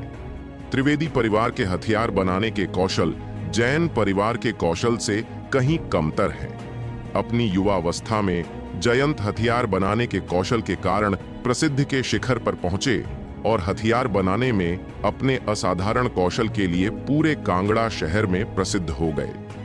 हाल के वर्षों में त्रिवेदी परिवार ने कहीं से एक कुशल हथियार शोधक को काम पर रखा है और वे धीरे धीरे जैन परिवार के हथियार शोधन कौशल को पार करने की प्रवृत्ति दिखा रहे हैं। जैन परिवार के हथियार हमेशा से ही अधिक किफायती रहे हैं और हालांकि त्रिवेदी परिवार के हथियार शोधन कौशल ने गति पकड़ी है, फिर भी जैन परिवार हमेशा बाजार हिस्सेदारी पर हावी रहा है। दोनों परिवार खुले और छिपे संघर्षों में उलझे हुए हैं। जैन परिवार अपेक्षाकृत रूढ़िवादी है और मुसीबत खड़ी करने की पहल नहीं करता, जबकि त्रिवेदी परिवार आक्रामक है और जैन परिवार के कई हथियार परिशोधकों को पहले ही अपने कब्जे में ले चुका है। इन मास्टर कारीगरों को जयंत ने व्यक्तिगत रूप से प्रशिक्षित किया था। वे गुरु और शिष्य की तरह थे, फिर भी उन्होंने जैन परिवार को धोखा दिया। जमीन पर बिखरे हथियार बहुत ही भद्दे थे। जयंत ने एक लंबी तलवार उठाई, अपनी दाहिनी तर्जनी उंगली से उसे हल्के से छुआ और धार पर एक निशान बन गया, जिससे साफ जाहिर था कि तलवार घटिया क्वालिटी की थी। उन्होंने अपने हथियार नीचे रख दिए, बाहर देखा और उनकी नजरें कार्तिक पर पड़ीं। उसके पास हिम्मत जुटाकर अंदर जाने के अलावा कोई चारा नहीं था। हर एक के चेहरे पर खुशी का भाव था। तुम फिर से रेड स्ट्रीट गए थे? जयंत का चेहरा काला पड़ गया। कल जो हुआ उसका हिसाब किताब उसने अभी तक नहीं किया था और अब कुछ ही देर बाद वह रेड स्ट्रीट पर वापस आ गया था, जिससे उनका गुस्सा और भड़क गया। परिवार के हालात पहले से ही बहुत खराब थे, फिर भी उसका मन कर रहा था कि कहीं बाहर जाकर मस्ती कर ली जाए। तुम कूड़े के टुकड़े हो, तुम्हारी हिम्मत कैसे हुई वापस आने की? अगर तुम नहीं होते तो हमारे जैन परिवार की प्रतिष्ठा कैसे गिर जाती? मृणालिनी आगे बढ़ी, कार्तिक की ओर इशारा किया और सारा दोष केवल उन पर डाल दिया। जैन परिवार के ऊंचे ओहदेदार और प्रबंधक सब मुख्य हॉल में मुंह ढांपे हुए हंसते हुए अपनी घृणा जाहिर कर रहे थे। इस निकम्मे ने जैन परिवार की प्रतिष्ठा को धूमिल कर दिया है। मां, पहले हथियारों की समस्या से निपटें। मानसी उनकी बातचीत बीच में ही रोककर खड़ी हो गई। कार्तिक चाहे कितना भी बुरा क्यों ना हो, वह नाम मात्र का ही उसका पति था। कार्तिक का मजाक उड़ाना उसका मजाक उड़ाना था।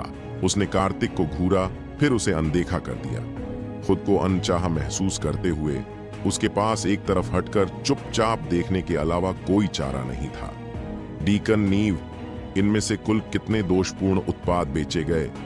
जयंत ने और अधिक गहरी भौहें चढ़ाईं और डीकन नीव से पूछा, जो हथियारों की बिक्री का प्रभारी था और सभी खातों को संभालता था। करीब 500 पीस। इन्हें खोजते ही हमने तुरंत सप्लाई बंद कर दी। ये सभी खराब उत्पाद थे जिन्हें हमने वापस मंगवा लिया। बाजार में अब ज्यादा नहीं बचे हैं। डीकन नीव ने सच्चाई से जवाब देते हुए कहा कि सौभाग्य से समय रहते इसका पता चल गया और बड़ी मात्रा में यह बाजार में नहीं आया। कार्तिक ने एक लंबी तलवार उठाई और उसे हल्के से हिलाया, जिससे एक अव्यवस्थित लयबद्ध ध्वनि उत्पन्न हुई। उस उत्कृष्ट सामग्री का पूरा उपयोग नहीं हुआ था। उसकी हथियार बनाने की तकनीक बहुत पुरानी हो चुकी थी।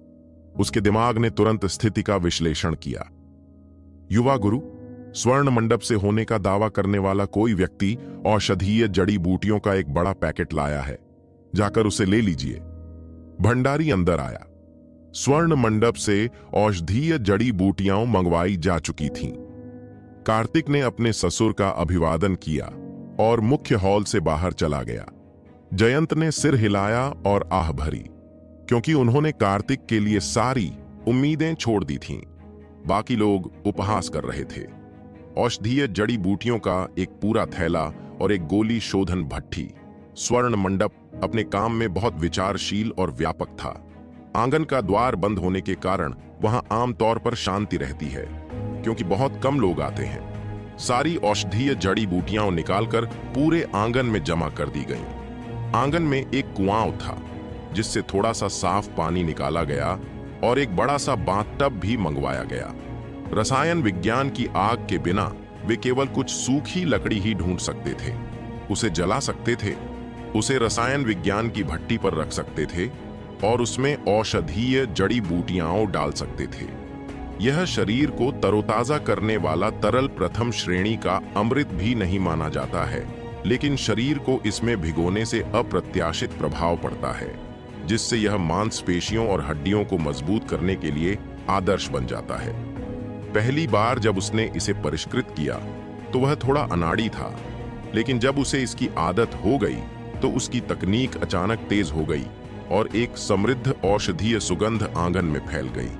दिन का अधिकांश समय शरीर को तरोताजा करने वाले तरल पदार्थ से भरे बेसिन को साफ करने में बिताने के बाद उसने उसमें से 1/3 हिस्सा बाथ टब में डाला।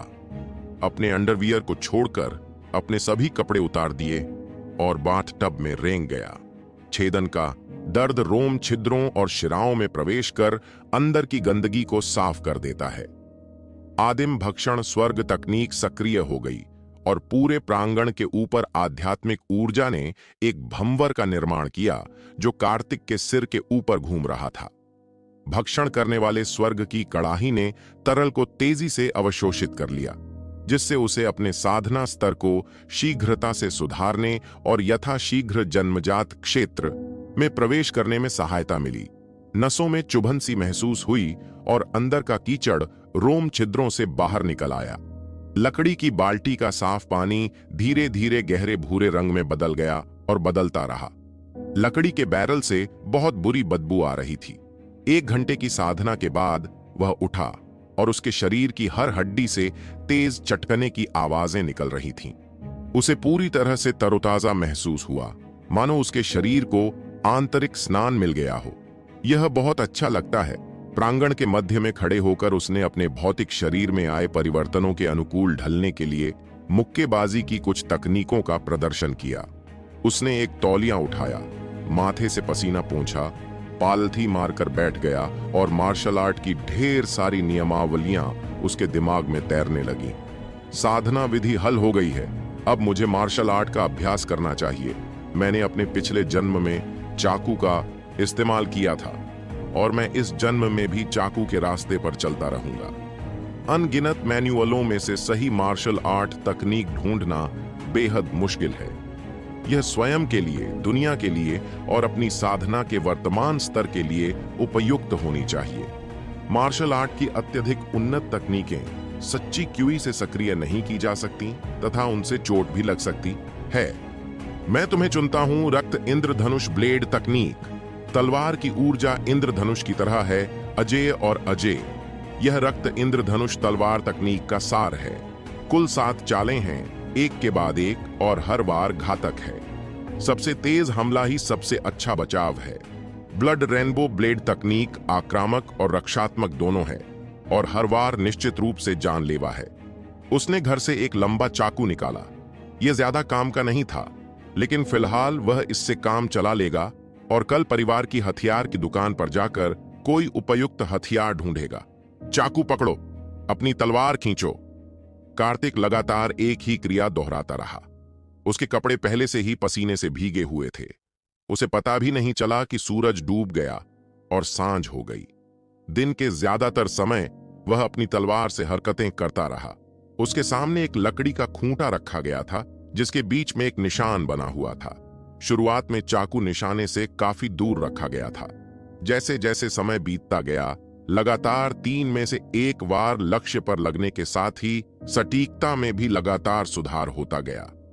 रक्त इंद्रधनुष ब्लेड तकनीक का अभ्यास करने के लिए तलवारबाजी में अत्यधिक उच्च परिशुद्धता की आवश्यकता होती है। मारने के लिए एक ही वार की आवश्यकता होती है। उसका पेट जोर जोर से गड़गड़ाने लगा। उसे भूख लग रही थी। उसे एहसास हुआ कि उसने दोपहर से कुछ नहीं खाया है। तेज भूख ने उसे अपनी साधना छोड़कर जल्दी से सफाई करके घर से निकलकर जैन परिवार के भोजन कक्ष की ओर चलने पर मजबूर कर दिया। आमतौर पर कार्तिक को अपने सास ससुर के साथ खाना पसंद नहीं है और वे हमेशा उसे इसके लिए डांटते हैं। यह भोजन का चरम समय था और जैन परिवार के हजारों सदस्य एक साथ एकत्र हुए थे, जो एक अद्भुत दृश्य था, तथा कई कक्षाएं क्रम से आयोजित की गई थी। उपयाजक अपेक्षाकृत शांत क्षेत्र में बैठे थे। मुख्य द्वार के आसपास का इलाका काफी शोरगुल से भरा था, क्योंकि लोग जमीन साफ कर रहे थे। कार्तिक का भोजन कक्ष एक कोने में था, जहां उनके इस्तेमाल के लिए एक छोटा सा निजी कमरा बना हुआ था। उसके आते ही पहले से शोर मचा रहे हॉल में अचानक सन्नाटा छा गया। सबने सिर झुकाकर खाना खाया और कुछ ने तो उसे मजाक भरी निगाहों से भी देखा। अपने आसपास की घूरती निगाहों को नजरअंदाज करते हुए वह सीधे निजी कमरे में चला गया। आमतौर पर खाना पहले से ही सजा कर रखा जाता है, लेकिन आज न सिर्फ मेज पर खाना नहीं था, बल्कि वो मेज और कुर्सियां भी गायब थीं जिन पर वह अक्सर खाना खाता था। एक उपहास। इस निकम्मे में अब भी इतनी हिम्मत है कि यहां खाना खाने आ रहा है। अगर मैं होता तो पहले ही चुल्लू भर पानी में डूब मरता। भीड़ में से एक बड़बड़ाहट उठी, जो बहुत तेज नहीं थी, लेकिन इतनी तेज थी कि कार्तिक के कानों तक पहुंच गई। उसकी मेज और कुर्सियां किसने हिलाई? कार्तिक का चेहरा उदास था। उसकी नजर इधर उधर घूमकर आखिरकार हॉल के प्रबंधक के चेहरे पर पड़ी। यह जगह उसकी जिम्मेदारी थी और उसे पता होना चाहिए कि मेज और कुर्सियां गायब थीं। हॉल का प्रबंधक 40 साल का था और 20 साल से ज्यादा समय से जैन परिवार के साथ था। सब उसे आमतौर पर काका कहते थे। उसकी आंखों में एक भयावह चमक थी और वह अपने दामाद को बहुत नापसंद करता था, लेकिन अपनी हैसियत के कारण उसे आगे आना पड़ा। हाल ही में डाइनिंग हॉल में पर्याप्त मेज और कुर्सियां नहीं हैं, इसलिए हमें फिलहाल इनका उपयोग करना पड़ रहा है। काका के स्पष्ट जवाब पर आसपास के लोग हंसने लगे। पर्याप्त नहीं? कार्तिक के होठों पर एक ठंडी चमक उभरी। जैन परिवार का डाइनिंग हॉल काफी बड़ा था। उसके चारों ओर कई बेकार मेजें और कुर्सियां पड़ी थीं। उसकी चीजों का अकेले इस्तेमाल करना उसके दामाद के प्रति घोर उपेक्षा थी। आप सही कह रहे हैं, यह पर्याप्त नहीं है, काका ने व्यंग्य किया। अपनी यादों में कार्तिक को अपने साथ हुई बदसलूकी के कई दृश्य याद आ गए। एक बार जब वह खाना खाने आया तो काका ने बचा हुआ खाना मेज पर रख दिया, जिसमें से कुछ में पहले से ही बदबू आ रही थी। ऐसा 1 से ज्यादा बार हो चुका है। कई बार जब विरोध जताया गया तो उन्हें पीटा गया, घायल किया गया और बुरी तरह घायल कर दिया गया। वह बस चुपचाप सब कुछ सह सकता था। मुझे बताओ, तुम्हें ऐसा करने के लिए किसने कहा? कार्तिक की आंखों से एक खौफनाक हत्या का इरादा निकला और काका लड़खड़ा गया। कार्तिक की निगाह से चौंक गया। अरे कूड़े के टुकड़े, खाना तो बर्बादी है। मुझे तुम पसंद नहीं हो, इसीलिए मैंने तुम्हारी सारी मेज कुर्सियां जलावन के लिए काट दी। तुम क्या कर सकते हो? इतना कहकर उसने कार्तिक के मुंह पर तमाचा जड़ दिया। टकराना! अचानक बिना किसी चेतावनी के कार्तिक ने काका के पेट में लात मारी, जिससे वह पीछे की ओर उछल पड़ा। उसने मुंह से खून थूका और भीड़ में जा गिरा, जिससे कई मेजें और कुर्सियां चकनाचूर हो गईं। तुम कूड़े के टुकड़े हो, तुमने मुझे मारने की हिम्मत कैसे की? काका खड़ा हो गया। उसे ज्यादा चोट नहीं आई थी, उसकी आंखों में तेज चमक थी। उसने एक कुर्सी उठाई और कार्तिक के पास गया। भीड़ स्वतः ही अलग हो गई, जिससे एक बड़ा खुला स्थान खाली हो गया और किसी ने भी हस्तक्षेप करने का साहस नहीं किया। तुम तो बस एक रसोइया हो जिसे जैन परिवार ने नौकरी पर रखा है। तुम्हें तो बड़े और छोटे का बुनियादी फर्कस भी नहीं पता, इसीलिए मैं तुम्हें पीट रहा हूं। उसका शरीर आगे की ओर बढ़ा। शरीर को तपा देने वाले द्रव से पोषित होकर उसकी शारीरिक शक्ति कई गुना बढ़ गई। हालांकि उसने अभी तक अपने साधना स्तर को पार नहीं किया था, फिर भी उसे अर्जित क्षेत्र के 5वें स्तर तक पहुंचने में केवल 1-2 दिन ही लगते। अपने ससुर के अलावा जैन परिवार में बहुत कम लोग थे जिनका वह सम्मान करता था। इन लोगों ने उसे बरसों में कई बार पीटा था और आज उसे उन सबका बदला मिल जाएगा। काका काफी ताकतवर था, अर्जित क्षेत्र के 4थे स्तर पर, और उसके पास अपार पाशविक शक्ति थी। उसने अपने हाथ में पकड़ी कुर्सी को कार्तिक की ओर पटक दिया। Code death! 7 स्टार्स पर कदम रखते ही उसने हमले को चकमा दिया, फिर जोर से नीचे गिराया। काका का संतुलन बिगड़ गया और वह मुंह के बल दहलीज पर गिर पड़ा। उसका चेहरा खून से लथपथ हो गया। कार्तिक ने उसे मारा नहीं, बल्कि उसे थोड़ी सजा दी। सबके चेहरे अविश्वास से भर गए। यह निकम्मा कब इतना ताकतवर हो गया? इसने तो काका को भी हरा दिया। काका ने मुश्किल से अपने पैरों पर खड़े होने की कोशिश की। उसका चेहरा विकृत हो गया था। दरवाजे के बाहर रसोई का नुकीला चाकू पड़ा था और उसने लापरवाही से एक चाकू उठा लिया। काका, नहीं! किसी ने आगे आकर इसे रोका। लड़ाई झगड़ा और मजाक तो ठीक है, लेकिन अगर कोई सचमुच मर गया तो कोई भी जिम्मेदारी से बच नहीं सकता और परिवार के मुखिया द्वारा उसे सजा जरूर मिलेगी। मैं तुमसे मरते दम तक लड़ूंगा। काका अपना दिमाग खो बैठा था। उसने रसोई का चाकू उठाया और कार्तिक के चेहरे पर वार कर दिया। गुस्से में वार करते हुए चाकू की सीटी बज रही थी। कार्तिक ने सबके सामने उसके चेहरे पर थप्पड़ मारे और उसका खून उसके सिर पर दौड़ रहा था। वह एक खूंखार जानवर की तरह था। तुम मौत मांग रहे हो, इसलिए मैं तुम्हारी इच्छा पूरी करूंगा। कार्तिक उसे मारना नहीं चाहता था, लेकिन चूंकि वह मरने के लिए दृढ़ था, इसलिए उसके पास उसकी इच्छा पूरी करने के अलावा कोई विकल्प नहीं था। वह धुंधले रूप में परिवर्तित हो गया और काका के पीछे प्रकट हुआ तथा उसकी पीठ पर हथेली से प्रहार किया, जिससे वह निश्चित रूप से मर जाएगा, क्योंकि इसमें आदिम अराजकता की शक्ति समाहित थी। रुकना! तभी जयंत प्रकट हुआ। कोई उसे सूचना देने के लिए दौड़ा हुआ आया था और सौभाग्य से वह समय पर पहुंच गया और एक तमाशा होने से बच गया। कार्तिक ने अपना हाथ वापस खींच लिया, एक कदम बढ़ाया और हल्के से घेरे के बाहर उतरा। उसकी आंखों में हत्या का भाव चमक उठा और पल भर में गायब हो गया और काका मौत से बच गया। क्या हुआ? तुम लोग आपस में क्यों लड़ रहे हो? जयंत ने परिवार में लड़ाई झगड़े के सख्त खिलाफ नियम बना रखे थे। छोटी मोटी शिकायतें आमतौर पर थोड़ी बहुत बहस से सुलझ जाती थीं, लेकिन मारपीट बहुत कम होती थी। घर के मुखिया होने के नाते उनकी रोजमर्रा की जिंदगी में समर्पित कर्मचारी उनकी देखभाल करते थे।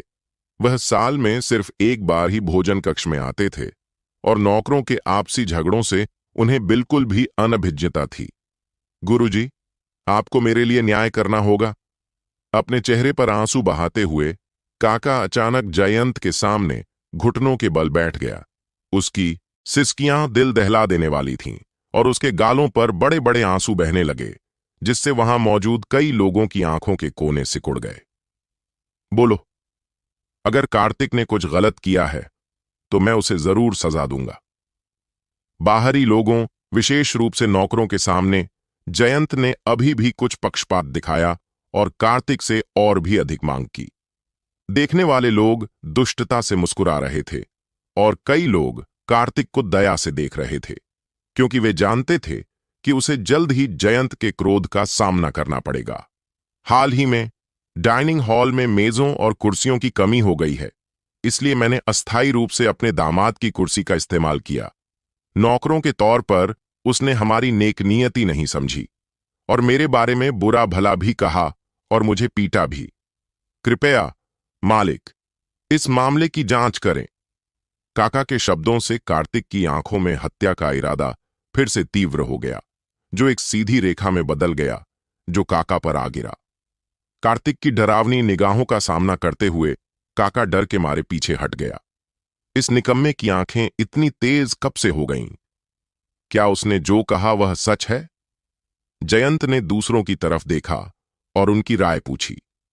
अगर काका की बात सच होती तो वह कार्तिक को आसानी से नहीं छोड़ता। काका ने जो कहा वह सच है। पैसे बचाने के लिए हम मेजों और कुर्सियों से काम चला रहे हैं। हमें उम्मीद है कि आप हमारे अच्छे इरादे समझेंगे।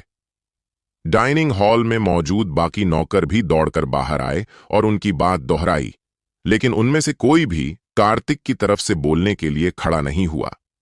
इससे पता चलता है कि इस निकम्मे का असली मालिक जैन परिवार में कितना नीच था। चिंता मत करो, मैं तुम्हारा ध्यान रखूंगा। तुम बहुत दयालु हो। जाओ और पहले अपनी चोटों का इलाज कराओ।